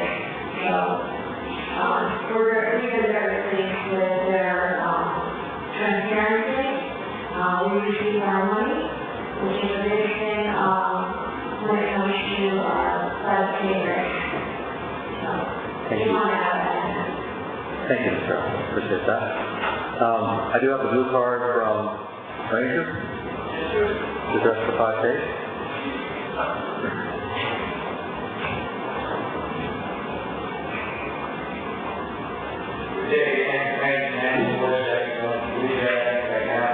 I just want to thank Kelly for all those involved in sport. It's wonderful, and it's a great thing for Lake County. It's a great thing for the gym, actually, the gym. And it's just helping the man out in the city for all the sports parents. Something else I just want to mention. I'll be here. It's all those, all these areas. That's why I'm old, but what it's I'm not being fun, I'm being serious. No, we said it on occasion, just respect. We had a conversation on the Facebook and with us. But again, thank you very much for the city and everything that's positive, but then it's wonderful. And thanks to all the involved in this sport. It's great for me. Thank you. Thank you, Mr. Tyler. One other question, that's something I was said earlier. I think all of us, including each one of y'all, I did send an email to every one of y'all and asked them to read together a presentation, and I don't understand why everybody would keep on that. I'll be happy to answer that. According to council, that when we respond to that, that it can be construed as communicating with other commissioners. Yeah, what I mean. So my phone's always open, if you want to call me personally, I am But I come up here to speak on those kind of issues. I had a city appointed advocate. I'm speaking as a voice of all these people. With all the things in mind that I want to think of all these issues that people call me from my house, go to the park, and address important issues. And the important issue is maybe Rick didn't want to come to work with us, together, but that's not the only issue. So as a manager, I'm telling you, right now, we're getting a whole lot of people input asking for his resignation. I wonder to ask this question. His term is up in, July 2023? No, it's a little division. He's under contract, and that contract is ongoing under the will, by the will of the An overwhelming amount of people have asked me that I'm not really happy with the re-advertise our city administrator. I understand. Thank you. Thank you, Mr. Tyler. We have a motion and then an amendment to the motion. The amendment was to waive the formal bidding process for the company that we're contracting with. I'll call the question on that waiving of the formal bidding process. Zone 1? Yes. Zone 2? Yes. Zone 3? Yes. Zone 4? Yes. And I vote yes.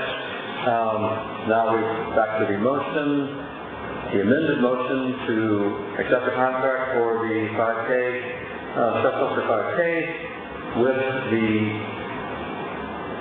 waiving of the formal bidding process. Any further discussion on that motion? Zone 1? Yes. Zone 2? Yes. Zone 3? Yes. Zone 4? Yes. And I vote yes. Motion carries. Thank you, and thank you, Ms. Crafton. Appreciate it. I'm glad we're doing it again.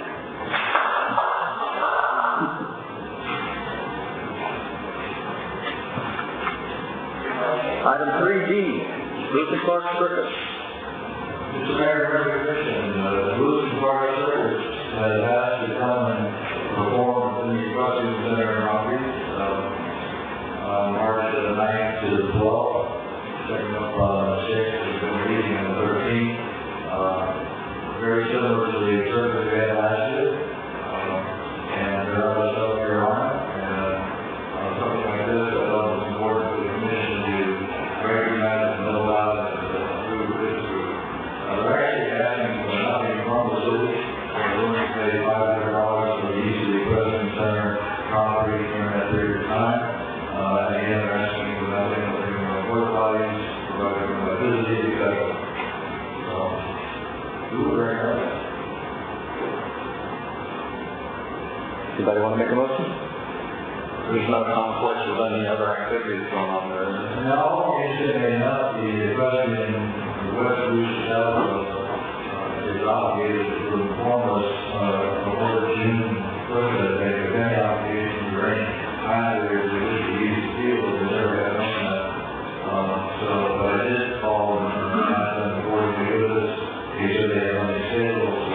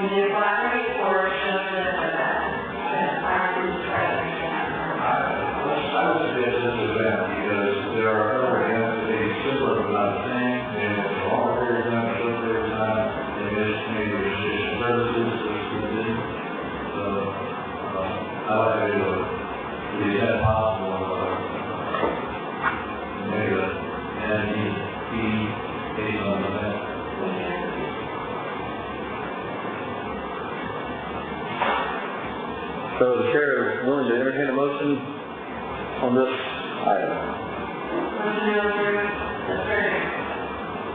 I have a motion from Commissioner Rutledge, a second from Commissioner Bishop to approve the Lewis and Clark Circus as presented. Any further discussion?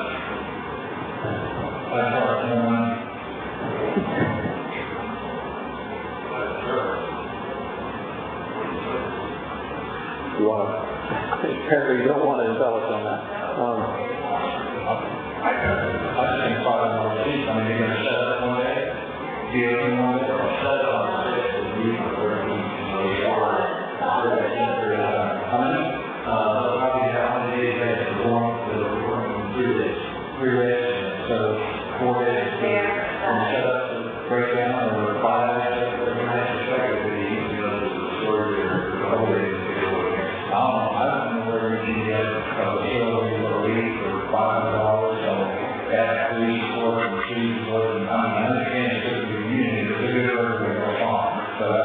don't see it as we're going to be spending money to make this happen. And if that's what we want to do, I'm okay, but I just go on there and saying, it's going to cost $20 more.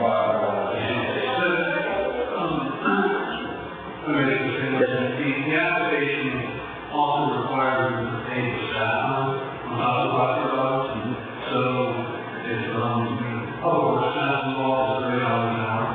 So they could go up $500 if they require additional services. They require additional services from the city government, or does the city have? No, that's right now, not the candidate inspector. I love service, I don't want to figure it out. No, it's fine.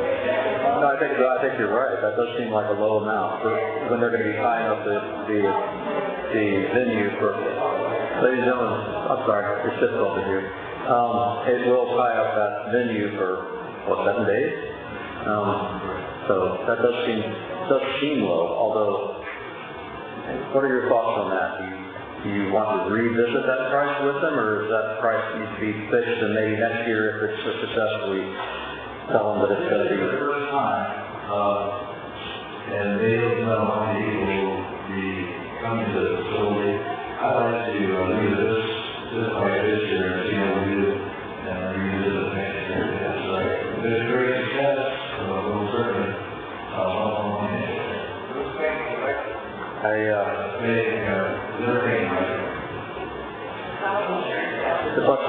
question was who will be paying for the electric and Dayro. Yes. Any further discussion? What about offering them $500 minimum, or 25%, whichever is greater? Well, and if we do that, what the city attorney is very true. You get the idea. They brought up the question that gate sales at the time, that online sales, for concession sales, for whatever sales they have, and then who's gonna verify the sales, and it becomes an auditing factor. All those transactions deal with honesty. So if they're not honest, they're not going to tell you the truth. If they're honest, they'll tell you the truth. Well, I don't know the easy answer, but I think $500 is fair number for the first year. That's fine. Okay. Thank you. Ms. Prescott, I have a blue card from Ms. Prescott. Yes, Shelley Rockford, 600 John Street. A couple things, as I worked with the sheriff in the past, when we first had, the Ravine family service, we can become, supervised, I believe, and we were out in the other fee, but I believe the first year we charged, $700, so we had never around moving more, and I don't know how to leave the ground, you know, with a bunch of different factors, so we had that carry net. However, the longest stay that stayed was the night before the first day of the service, and then the longest is the next 2 days, and you're out there right after that last show on the second day of the service.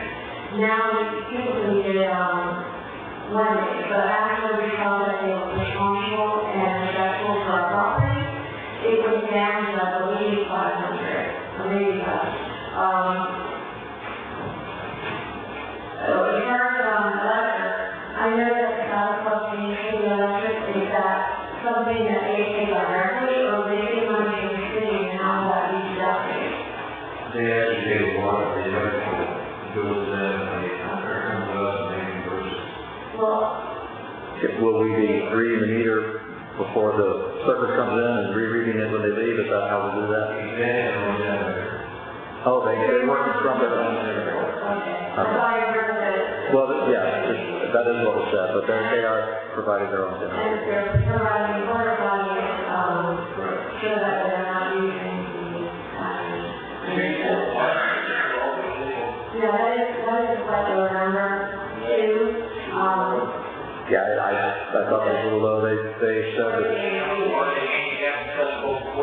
that'll be up to them to comply with those regulations. Okay, also, my main question is it be one of the something except for, or they have a not? They have not.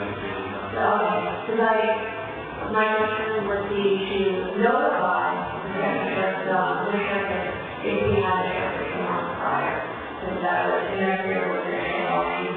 I think that information would have been necessary, but for the sheriff to have not, then it wouldn't be done. Thank you, Ms. Beth. Thank you. Mr. Smith, I lost you. Oh, right there? Oh, there you go. I have a blue card here, but I'm not sure when I got it. Which item were you wanting to address? We already got it, I didn't bring it up. Okay. Thank you. I just want to make sure I didn't pass it by at the wrong time. Okay. Any further discussion on the contract with the service? Hearing none, all the questions on 1? Yes. Zone 2? Yes. Zone 3? Yes. Zone 4? Yes. And I vote yes. Motion carries unanimously. We're having a circus. That's a good thing. We hope it's good. Yes. You beat it. I know. It's not unexpected. Okay. I lost the page. What's our next agenda item? I'm sorry. Holidays. Over to you, City Administrator, for the holidays. The river ending today is we removed that we currently have the half day for Christmas Eve and a half day for New Year's Eve. Not for the day or for Christmas, but the half day for Christmas Eve. And that would reduce our number down to 14 holidays. And there's still a question which I think Ms. Smith was going to bring up. We had a federal holiday that's been created since we discussed holidays for the budget session, and that is the Juneteenth, federal holiday, and how are we going to recognize that? So, our recommendation tonight is so it should be lowered from 15 holidays down to 14 holidays for the city employees, that being 2 half days for recommended not celebrated holidays.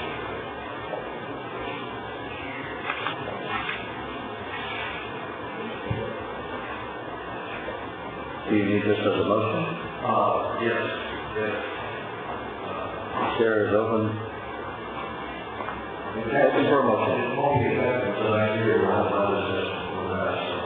So if I heard that correctly, you want to eliminate 2 half days on 2 different events, which would take 2 days off and then add 1 day. So what you're saying is when we rework it, you want to subtract 1 day. Well, I want to remove 1 full day, like when we do 2 half days, but then Juneteenth would be a separate discussion, if you want to recognize that, we're actually start with 15. I actually call it federal information. Well, the federal for Juneteenth would be, like as the administrator said, would be a second motion. But your request for eliminating these first 2 half days, do we have a motion? I make a motion that we adjust the holidays as presented by the city administrator. Got a second? I have a motion from Commissioner Eckert, second from Commissioner Rutledge to adjust the holidays as presented by the city administrator. Any further discussion? Hearing none, I'll call the question. Zone 1? Yes. Zone 2? Yes. Zone 3? Yes. Zone 4? And I vote yes.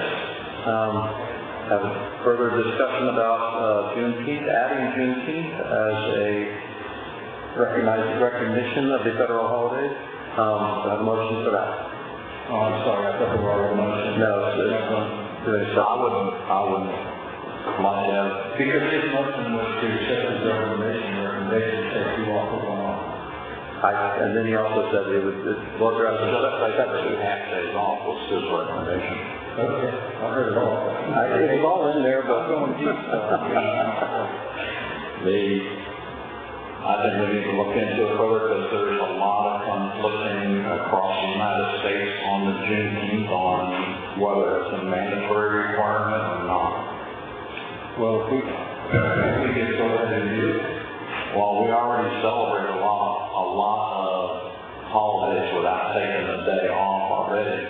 It could be one of those holidays that we celebrate without taking a day It's off. not a thing for them to make, whatever you decide on. I think we should add that to a workshop in the future reference before the next pay line, budget workshops, see how that's going to work out. So as a point of clarification, Mr. City Administrator, when you made your initial presentation, because now I'm confused, along with Commissioner Basso, as to whether or not that was part of your initial. No. It was not, okay. So, that's fine, just double checking on that. The rest of it is informational. Okay. So we would, okay, if we can put Juneteenth on a future agenda item and look into that prior to that. So if you would make a note to add that to our future agenda? Yeah, I recommend you to, add to when you start the budgeting, or when the employees are, that's not how we do it. I mean, that's the CDD program. Yeah, because there's a lot of holidays out there that are recognized by the federal government that nobody celebrates something, but it's still recognized as. Anyway. Well, so we don't need any further discussion on holidays. We move to item 4, commission and staff discussion. Commissioners? Public forum is fine. This is actually about the holidays. Oh. I'm sorry, she was going on, I was trying to fill it out. Okay, yeah, it just had your name, I thought it was first. So if you would like, yes. So addressing holidays. Andy Berry, 435 Lawyer. I'm just kind of curious what the holidays are. I know most work plays more 11 days, right, Christmas and New Year. And some of those were business days and 2 complete weekends. I'm not sure what City Hall was. I know other community holidays and government entities do not have that right of city closure. And I don't think we should. And not that I don't respect our workers, but I don't believe that's responsible. I think that we should find a way to rotate people on and off, come up with some kind of plan. But, it's a meeting, whether it's working in the community or not. I'm sure as a public records request, we could certainly come up with the answer to exactly what those holidays are. So, Dominique, if you would do that for us.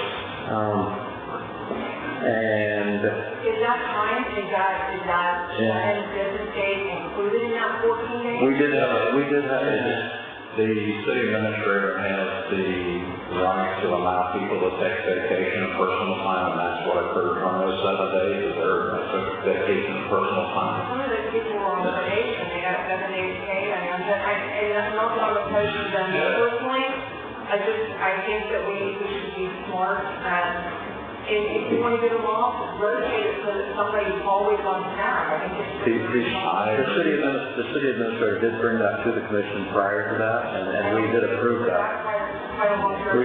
We approved that. We approved his request. That's one of the things in policies that we need to adjust to correct that problem.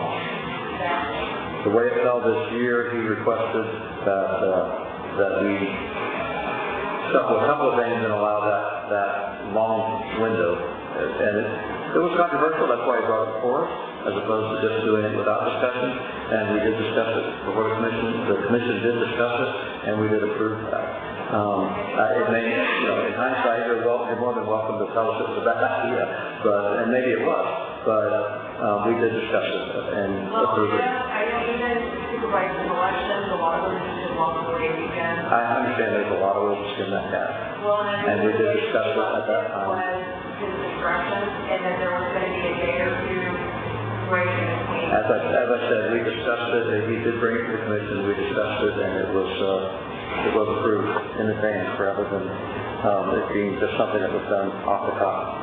That was a commission decision. Commissioners, it's time for commission and staff discussion, so I'll turn it over to commissioners if any of you have anything you want to bring forward. Ms. Tucker? Ready with your gavel? This is your time. I won't interrupt you. Watch. I am sick and tired of all the lying, deceptions, misrepresentations, underhanded, under-the-table actions taking place. I am tired of all the disrespect, unprofessional activities being done by our administration and staff. Our administrator has failed my evaluations for lack of communication, and this has been reinforced by our citizens and business representatives who tried to build in Lake County. The commissioners who believe Mr. Everett is our savior need to take their rose-colored glasses and blinders off and see the truth. Remember all the statements made by the business representatives at the meeting, how Mr. Everett does not return phone calls? He appears to not like dealing with people and has used every opportunity to remove any that he could. Why is our public works department in such a shambles? Not wanting to make it easy to hire a new public works department head? Why is he so wanting to outsource our water department and other departments? Why is he being so unreasonable at the Lake County PD union contract meetings? Our administrator has set us up for a number of lawsuits and will walk away, leaving us holding the bag. He does not look out for the best interest of the city of Lake County. I make a motion that we just schedule a termination hearing for cause to terminate Lee Everett's appointment with us. Thank you, ladies and gentlemen. Thank you. There's a motion before us. Could you repeat the motion one more time? Could you repeat the motion one more time? I'll be sure I agree. I make a motion we schedule a termination hearing for cause to terminate Lee Everett's appointment with us. There's a motion to terminate, well, I need to restate it. Thank you for restating it. Is there a second to the motion? Before I second it, Roger, would you mind reading the very first sentence again? Because you said something and I was talking about it. Just read it again and I have a question. First sentence. I'm sitting there. The first two sentences? Maybe one or two, but I'll talk this time. I am sick and tired of all the lying, deceptions, misrepresentations, underhanded, under-the-table actions taking place. Period. By whom? That comes out in the second sentence. Okay. From the staff, administration and staff. I thought that we were getting lumped into that, and that's why there's one side. Okay. I don't think I heard misrepresent. Something I have. Not only. Well, the problem with the commission, since we're all in one-fifth, we kind of get grouped together whether we're at fault or not, and so some of that object's been willing to accept when citizens complain about us commissioners, I accept it. And I'm only one-fifth of the whole problem. Well, I also understand that, sometimes people complain right, sometimes people complain out. Yeah. And it's us to determine the big thing, and I heard it said a long time ago, is it our responsibility to do what the citizens want us to do, or is it our responsibility to do what we think is best for the citizens? Because they're not always in the room. But anyway, that's what it is. In answer to that, our citizenry, to retain trust in government, must have confidence that those in public service are at all times acting in the best interest of the public. As stewards of the public trust, government leaders and employees have the fiduciary responsibility to act in a manner that is fair and unbiased, that is loyal to the public by putting public interest before personal gain, and that fulfills duties of competency, integrity, accountability, and transparency. In fulfilling these duties, public officials will encounter predictable ethical dilemmas which arise out of their roles as public servants. That's from Callahan at ethics meeting. And how does the hearing go? Is that something that you want to start? Well, that's, I need to look at the contract, which is saying for cause. If you're going to do a for cause hearing, then you're going to need to outline what the cause is. In detail, we have any time to respond to it. So that's what you're not using to the contract, so that what the code requires a for cause hearing. And I know for sure clause in this contract is limited. One of the limitations by state law is usually say for cause and we won't get any service. Needed definition for cause. One is around for required by state law. Basically, if you were to terminate the grounds to disqualify him for unemployment insurance, that's the core cause. The law requires him to add into his contract. I don't know if there's anything else in the contract that would require authorized core cause. However, he does serve as a pleasure, and you don't have to have a core cause hearing to terminate him. You can terminate him if you need it. You know, there's not host to terminate, but he can be entitled to the settlement. And so it sounds like you are trying to have a core cause hearing so the city can terminate for the basis that you can disqualify him for settlement.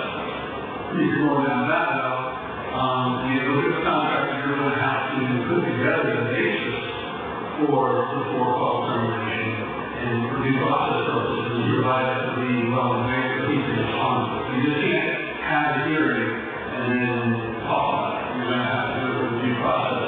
And you don't have to do that if you don't want core cause. You just want to terminate him.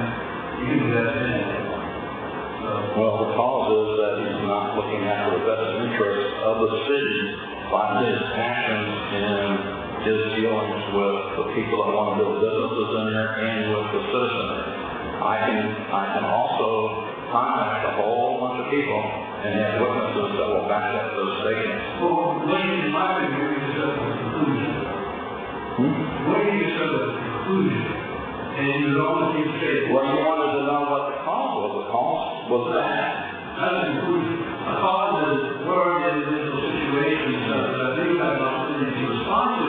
What happened in that particular situation? You concluded that he was not looking after the city's best interest, but we need to be able to present counter evidence that would offset that. Mr. Hurley's attorney said that Lee has not returned calls and has been hard to work with him. I don't know that the well, that's what I know about. I can tell you I have a lot of information to provide that if you want to have a discussion about that. So I'm really not going to conclusion based on what Mr. Hurley said. And the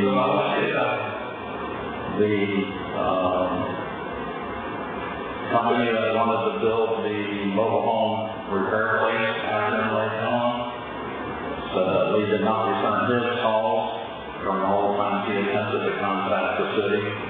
There's been a number of citizens that have said that he did not return their calls.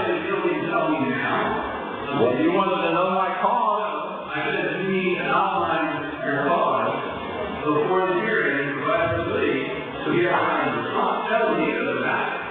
You got to give us the lead in advance, and you have time to respond. You should outline it in writing and say, these are the issues we want to have a hearing on to see if it justifies the core cause termination. And then you can put together your list in a workshop, you can present it to the commission, and the commission can vote, and you'll go to court and have a hearing on these issues. That's the way to do it. So he has a due process to respond. Well, I need to sit down with you to go through everything to make sure it's all done correctly. Yeah, do that. I'm just trying to outline what, and I'm not talking about situations I was involved in. I didn't speak at the last meeting because I didn't think it was very productive the way I was. But I was involved in it. So there really wasn't, and that was the thing that said at the planning board. And then they come up again at our next city commission meeting. I'm not going to respond to them, but because it's not an issue of how we perform, didn't perform as funded. It's not an issue of the vote of the policy changes that we're not. I didn't want to interject my opinion into that because I would be real whole. Like during the planning board, which really should focus on. But I was involved in it, and I can give you my opinion about it. I think one of that's why most municipalities, unless something agrees, they want to just pay the law. And the side, they amount, I get it. And that's where all the statements about the deceptions and misrepresentations that come in and everything, that there's a lot of what I call underhanded activities going on that puts up smoke screens on everything and hides what's really going on.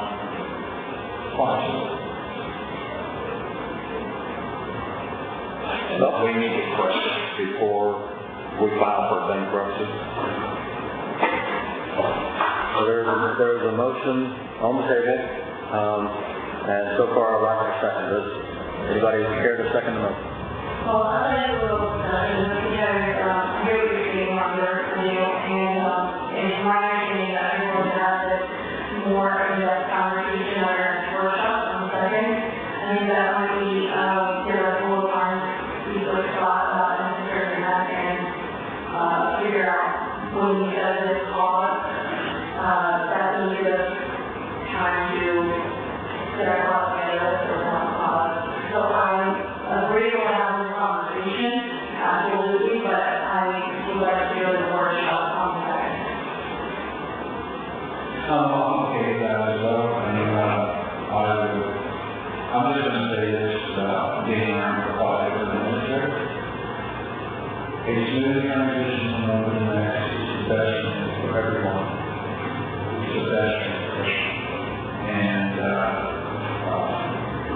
I don't know what to make that, but it would be my wish that it would happen. And so, maybe this whole conversation about birth record will really be starting to restore the new administrator, and what that new administrator should be helpful in all of the hiring of birth record. I don't know. It seems like the whole house is on down and starting all over the place. So they can have The only problem with that, unless Lee turns in a recommendation or a notice to us that he's planning on leaving at a certain time, having somebody else come in to make that transition happen is hard to do. So I agree. That leaves us in a conundrum of having more problems coming up in the future. I don't want to see us going bankrupt and lawsuits left and right, because we have 3 or 4 potential ones out there now. The only one we see that is when the current manager administrator is retiring and is involved in the hiring process of the new manager administrator and the transition. That's the only time I've seen that work. So the motion has, in my opinion, the motion has died for lack of a second, unless I hear a second. It can be put on a future agenda by any commissioner, can add something to a future agenda. So if you wish to do so, Mr. Eckert, you can, or I want to have the idea of going ahead and having a workshop then so that we can discuss this issue. we are having a workshop, and you can add that to the agenda if you so do that. And on that, when we talked to the last meeting, we agreed to bring that concern and how to move forward under this. Okay. So I will do the card on there. For the second. Okay. So the agenda for the second. Good. Gentlemen, while we're on the same subject, all of you, bring some of those concerns up to Scott so that we can have some legal perspective on what it is. It seems to might, accelerate the process for us and make it less laborious if he has the information ahead of time. That way he can review it and he's prepared to respond, and then we can listen to it. And if anybody else has anything to share, do the thing. I just think that would be most productive. I agree. Are you? I'm not cutting you off. Are you? Yes, on this side, the American Legion is having, Good Start Wednesday, the second work, every Wednesday, and for those that like the flavor of whiskeys and rum and everything, but don't like alcohol, we do have non-alcohol whiskeys, rums, and tequilas available to make you drink them. So, come on out to American Legion and enjoy your life. Mr. Ballard. I'm exhausted. I understand. That's it. I understand. Commissioner Bishop. Well, I had listened to the, meeting, so this seems to be first opportunity. So what I take an opportunity to appeal to my own commission. There are numerous issues and concerns with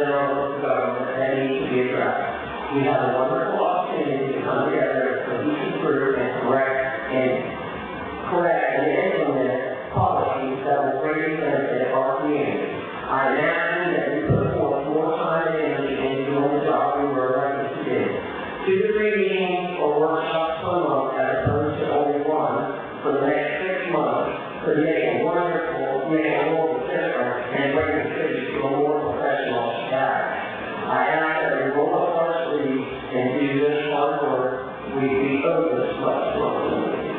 So today, it has been brought up that we do have policy issues, and I've been speaking on that for the last 2 years. So, I believe that we need to sit down and review the policies, implement ones that are not being followed at that time, and maybe write some new ones or whatever. But it needs to happen. Thank you. In response to that, I agree that one meeting per month does not give us adequate time or frequency for good communication. It makes it very difficult. Communication has been a theme this afternoon and much of what's been going on. And I do believe that additional meetings, we're having 3 within a 2-week period now, and that's part of the reason why. I wanted to increase our communication. I wanted to move forward on several things, but it's when you meet once a month and it takes 2 or 3 conversations to have it, and you're 2 or 3 months out. If we increase our frequency, I think that would help that. So I have increased frequency largely for that reason, and I believe you're right. As far as specific policies, when we get to those discussions, if you could, again, not again, but if that could be a specific thing, not just kind of we need to talk about policies, but here are some policies that we need to look at. There's nothing wrong with saying we need to look at policies, but when we get to it, we got to have something in front of us to look at. That would be very helpful.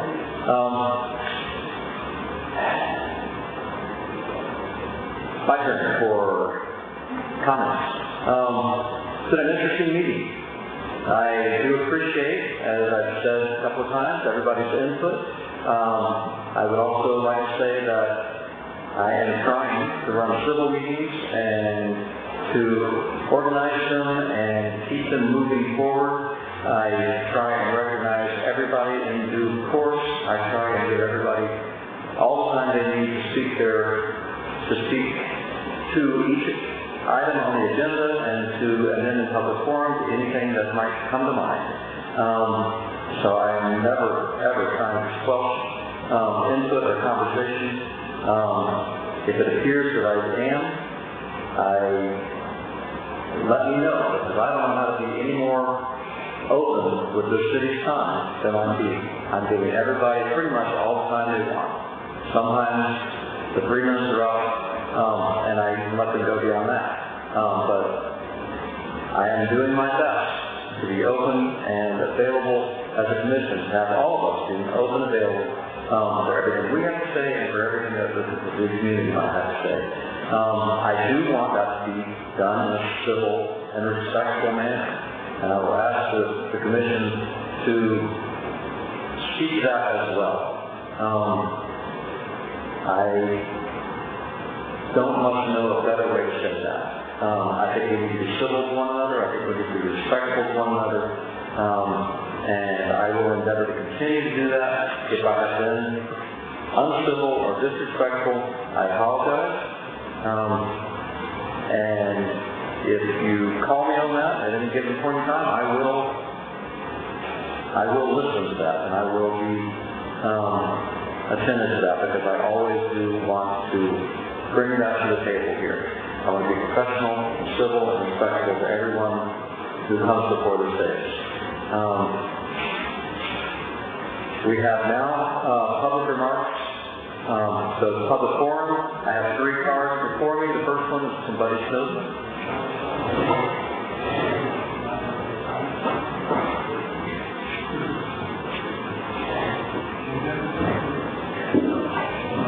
Buddy Snowden again. Pledge civility. We will be respectful of one another, even when we disagree. We will direct all comments to the issue. We will avoid personal attacks. Well, I call some of those. Abraham Lincoln.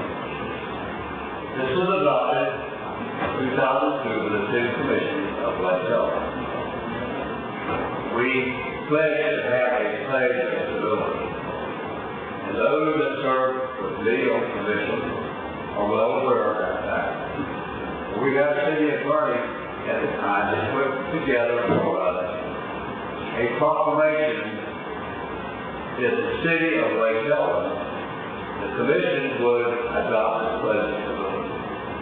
I was disappointed today to see the conduct that are on this document. And I think it's not our community that witnessed that was equally disappointed. We hold you all in high esteem. You are our elected representatives. We don't want to go to the school ground and see the kids fighting in the school ground. That's what the fight is. That's a disappointment to the community. We elect you. We support you. We try to stay with you on the issue. We expect decency and professionalism displayed on the side. Don't be condescending with one another. Don't put one another down. It makes you look like a smaller person. We don't have to play to select groups just to get us out of the fault. Be professional. We elected you to be professional. We elected you to be our representative. Why is your screen so much higher than everybody else? Because they're getting a new one tomorrow. So this was here. I mean, I can't see your screen. I can't help it. I asked them today and they said tomorrow. That is the address, it's true. Yeah, I know it is. Yeah, it's not me. I didn't do it. I'm just disappointed. I've probably been more misleading in this city than anyone else in the city. I've never seen the conduct but still a weeks and all. But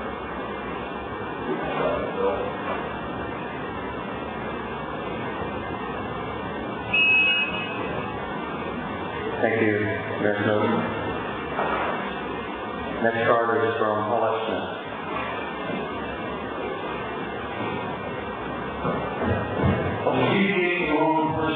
No, that's it. That's it. Hi, my name is Paulette Smith. Something has really bothered me that I walked into a conversation that might wasn't meant for you to hear, but it's really bothering me.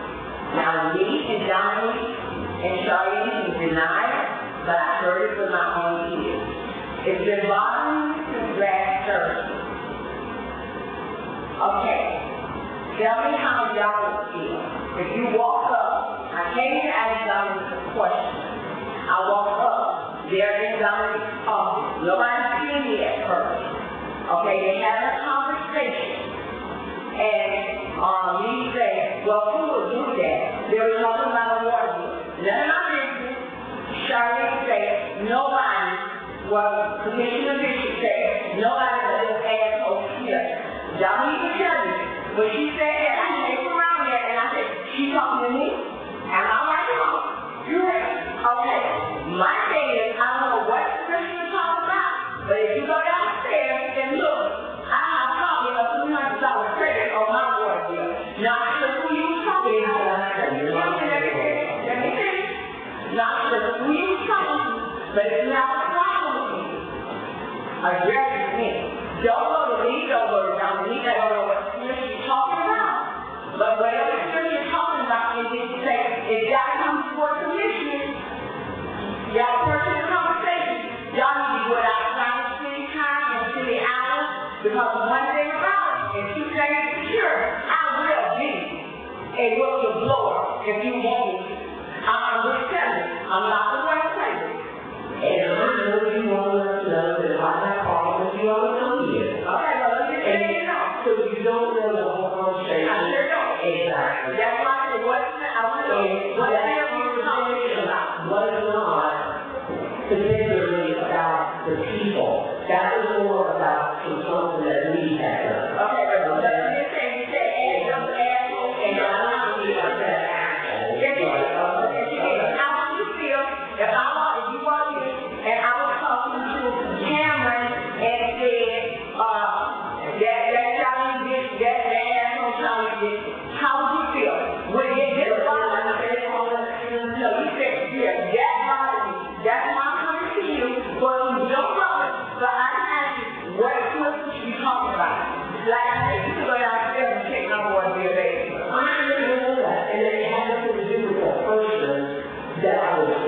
the conversation has nothing to do with that. It was something that we had done.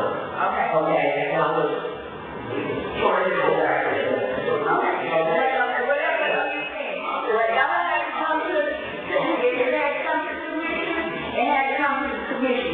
That was something personal or whatever, but y'all you shouldn't have been down there standing for somebody to walk in and listen to you come in here and say something. If you would have said it to the wrong person, it would have been a real ugly thing. If the wrong person would have walked in and heard me saying that, it could have been something real ugly.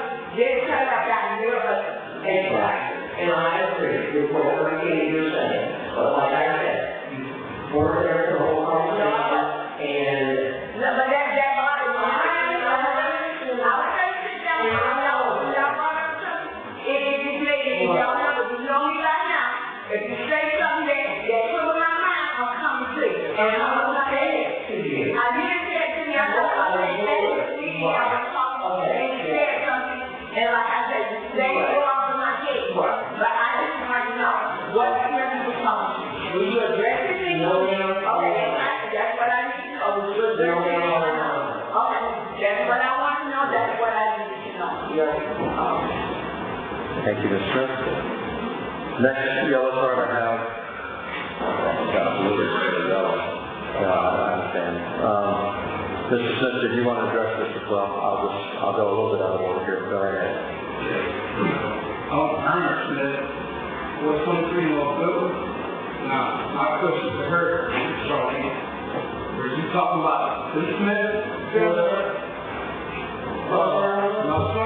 My brother was the only one that was a problem with the water deal, when it came down to anything.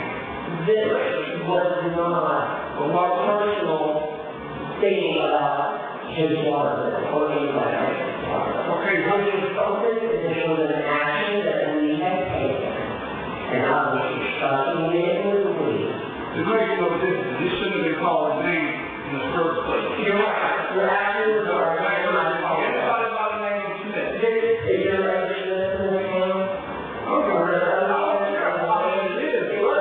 My brother, That's you. it wasn't about me, it was my brother. Okay. You need to get out of order, just like this other gentleman was saying, about how y'all do it as a group, which, but to represent the city, no, y'all, sir. Yes. Well, I agree. And you need to be correct. Just like she said, you're behind closed doors, but nobody can give you what you're saying about this person or that You're person. absolutely right. Yeah. Yes, you are. You're right. You shouldn't be on our time. well, I should be on your time.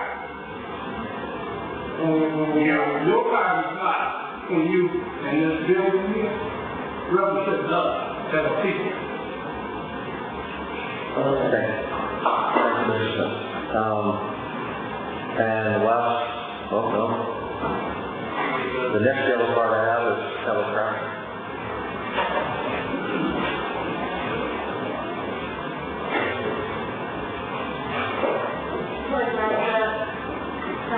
Kelly Garza, 61 Fresh Stone Street. I'm gonna stand up here again, and I'm gonna bring forth a topic that I brought up before. We use the first time here at this topic. And that is the 1999 Dodge truck. The Dodge truck that I'm talking about was in use and remained intact as of 2021 that I am aware of. The vehicle remained in the public works rotation up until that time.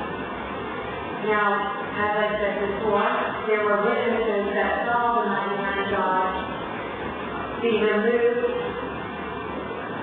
and where the location was, saw the 99 Dodge truck removal and the location where it was placed behind the residence fence. Where the fence panels had to be removed to place the truck behind them. There was also witnesses that saw the 99 Dodge truck stripped, defaced. It was also not returned, my until the morning of I don't remember which date that was when I first started forward, but it was that morning, and there would be a topic of discussion that day. So one of my questions is, and you can answer after, who are you, as a commission, holding responsible for that action? Upon my records request for our assets, I made those records requests in December prior to that meeting. I found that the 99 Dodge, the 2020 Ford F-150, and the 2020 trailer were not listed in the 21, 22, or the 22, 23 asset list.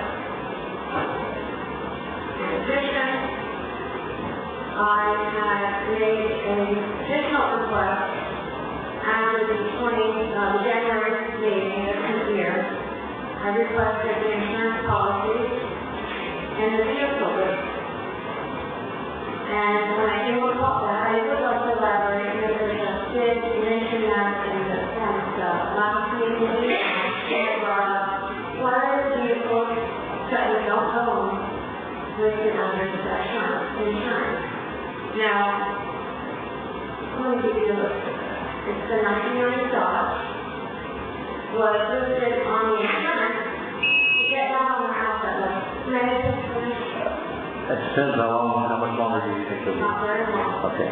The 99 Dodge was listed in our insurance from 20 to 23. So 2021, 21, 22, 22, 23. That's not on the asset list. In addition to 2024 F-150 that we still have, was listed on the insurance from 23 all the way back to 21 also, and not listed on our asset list. Along with the 2020 trailer, listed as a SRCN trailer. I do have those on my list because I care for them. Are listed on our insurance, but not in our asset list. Hang on just a second. This is the third time you mentioned this. The first question I would ask would be, have these been resolved? Are they now on the asset list and are they off the insurance? Yes. Yes. They weren't in the list that I just received. I'm just asking it now because, like you said, this is the third time. So to me, when I go to the third time, the first question I ask is, how does this end up? Okay, so because there's two reasons to go down this course of action. One is to prepare a case to renew an employee to have a new job. The other one is you have a desire to get something right. If the job isn't done, then that means you've got something right. If the goal is to find out the evidence that someone's done something wrong, Roger's already presented it, get some more information to Roger, get it to the attorney, and we'll go down that path. Well, Does that make sense? it doesn't make sense.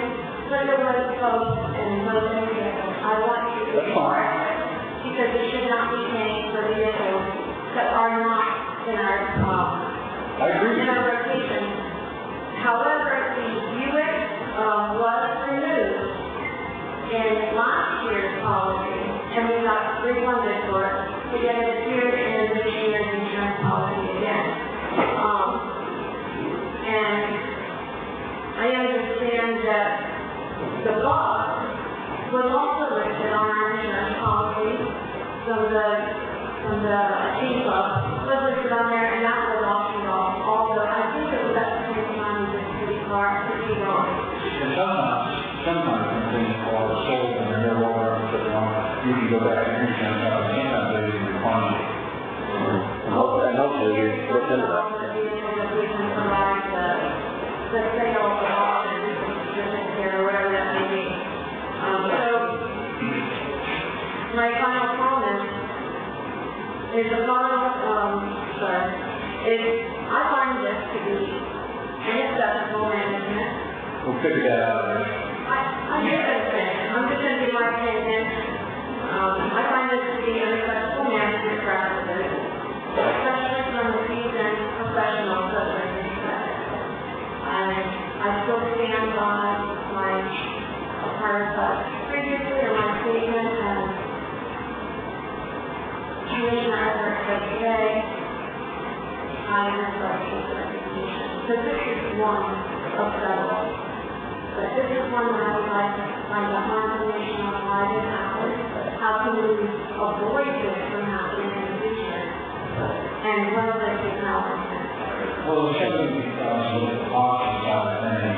I can say that during this time, we had a turnover in administration, we had a pandemic, we had several hurricanes, and sometimes things fall over the cracks. So, could it have been intentional? Sure. Could have been an accident or just overwhelmed by the volume that needs to be done and sure. So that's why, to me, before I see somebody, I try to take the information I have, and then I find, get to the bottom, go along that, root your root, if you will, and then work your way back out on out. So, you may be absolutely correct in your assumptions and allegations, you might be, but we don't know that yet, and so, it needs to be researched, find out, and Robert needs to have the dog in this fight, and I'm sure he'll get all those questions cleared out. But I don't know what good it does to see tonight to continue to hammer on. I just want to put it on the record. I'd like to make a comment about that insurance. There's actually 7 details that was still on there that shouldn't have been. And we also discovered in the process of looking into that, the public works building that was built was never annexed in insurance. So this thing has not always done no insurance until last year. Where's the public works scared?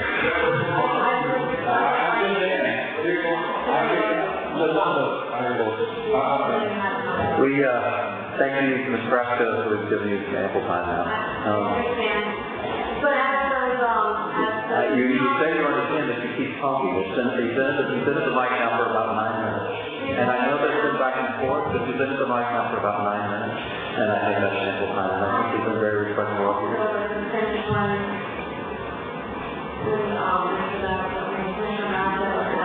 And you were already on your second by me out then, because you passed the 3 minutes and was one uninterrupted.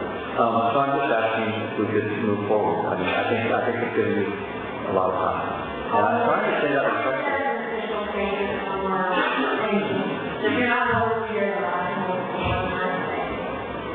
I'm not willing to listen forever, you're correct. I have one last card, which I appreciate you writing yellow in the corner. We apparently ran out of yellow cards for this week.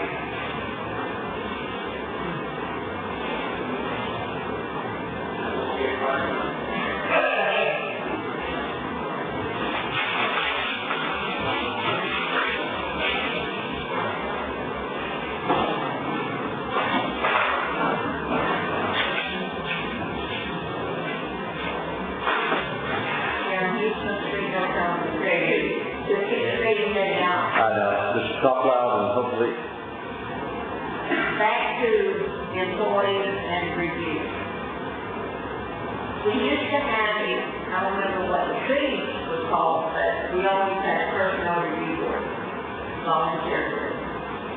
If we had had that in action with a lot of this turmoil, then partially resolved between higher up and employees. Perhaps. I don't disagree with that. Not pushed down the road, pushed under the carpet. A lot of this has been a lot of time wasted, a lot of taxpayers' money wasted, and a lot of turmoil among each other. Are we going to get back in action? The review board? Sounds like a good discussion actually for the next work session. And for one more thing on that. We did. It's still part of our charter actually, and it can be initiated at any time. and I don't mean to interrupt you, but plus you want to answer. You're actually one of the answers. It can be enacted and brought back to life at any time. We have not done that. Perhaps it would be helpful, and maybe one of my goals for the upcoming workshop meeting is for the commission to discuss some of these things as far as what we want to have as our goals as a commission to get done. And one of the things may be, certainly there have been many personnel issues, and one of the things may be reactivating that. It hasn't been done in a long time, but maybe we need to reactivate that and get that as a functioning committee again for whatever they're called, and have that be an aid, because it really might be quite helpful. I think it's a good question to be asked. We've lost too many good employees. Yeah, I just don't know, in this big political polarization, we're going to find 5 volunteers to work with our women to put up with harassment that, most of us are in public, I don't know how to put that one way or the other. I'd like to think that we could, because we use all that together.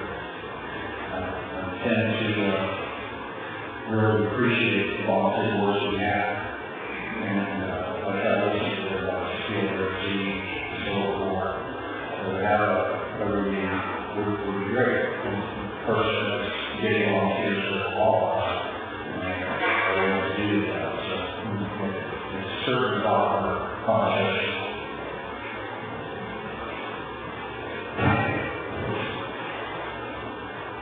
Well, in summation, of course. I wish Lenny was still here, but he's not, so I'm not even reminding to maybe go through the items and hear the end. Yes, I was boisterous tonight. Yes, I was conflicting with a lot of issues. I care too much about our city, and when I see what looks like it's circling the proverbial drain, and land gets flushed, yes, I'm going to get down to the dirt, and I'm going to fight for the city. And I'm going to continue to fight for the city.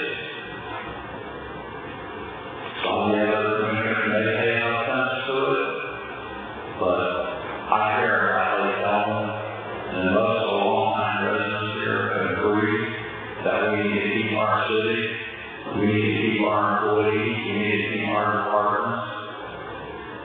And I don't want to see the city circle the drain get washed away. So that I'm going to get down to her, I'm going to continue to fight for the city. And I'll get into the whole proper, when you decide to fight, you've already lost that. And I will be brief in my comments. Thank you, Commissioner Basso. Have a good day. I'll be brief in my last comment. When you say that you were boisterous and were speaking out, but I care. The direct inference there is that nobody else does on this dais. And when you say that none of the other commissioners up here care or are working hard, that's exactly what you said. Now, you may not hear what you're saying, but you said I was boisterous and I was trying hard because I care. And I appreciate that you care. I'm not saying that you don't. But you're saying that Like I do, I'm the one fifth of the group. And now, here we go again.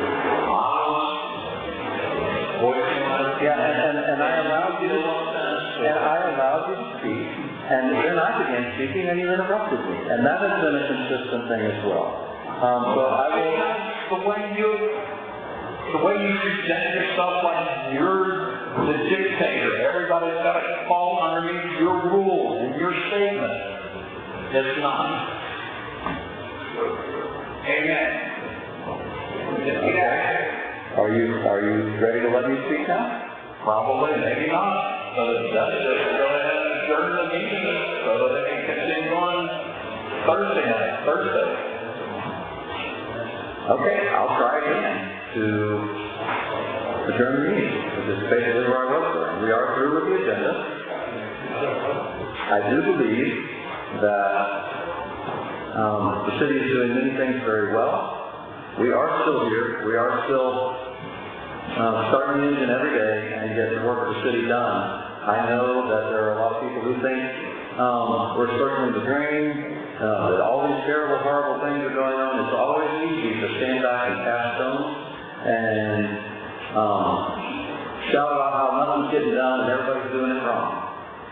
But the reality is there's a lot of people in the city working hard to make this city work well. I appreciate the boards like the Historic Preservation and PLDRC. I appreciate the staff that comes in every day and works for getting the work of the city done. I think that we have a great deal of positive things going on in the city. We are not perfect, not trying to pretend that we are. I am not perfect, not trying to pretend that I am. I'm not trying to be a dictator. I think if you look at dictators, you might really not understand what that means. I am not empowered to do that, and I am not seeking to do that. I will continue to do my best to run these meetings and to allow y'all to allow this to be a collaborative legislative body with some oversight in the running of the city.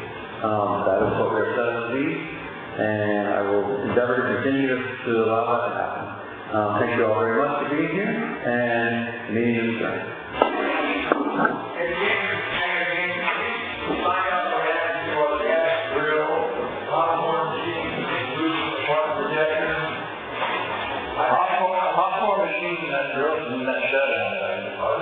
Yeah, I don't know about the other stuff, but I know the popcorn machine's out there.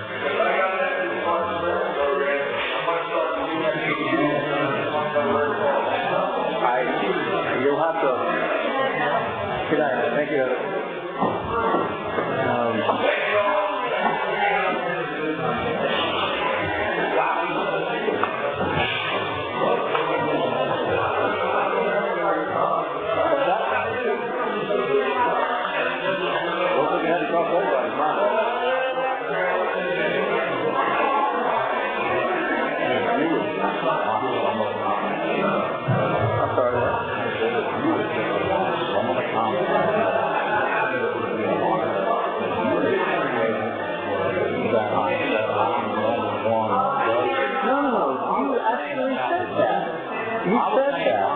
You said I was being boisterous and why I was being boisterous.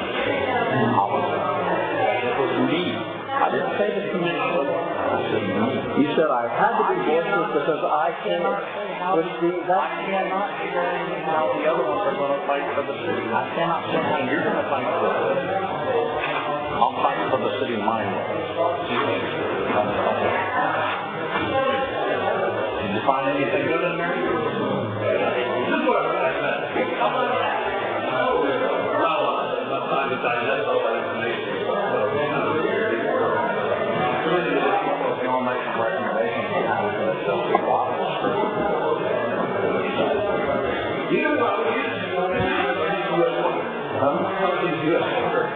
Do a job description, and it'd probably be a better job. Well, I'm not looking for a job description of the department.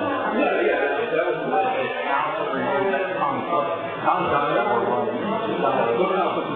Well, the old one said they had to have the license before they did the application. The new one said they had to get rid of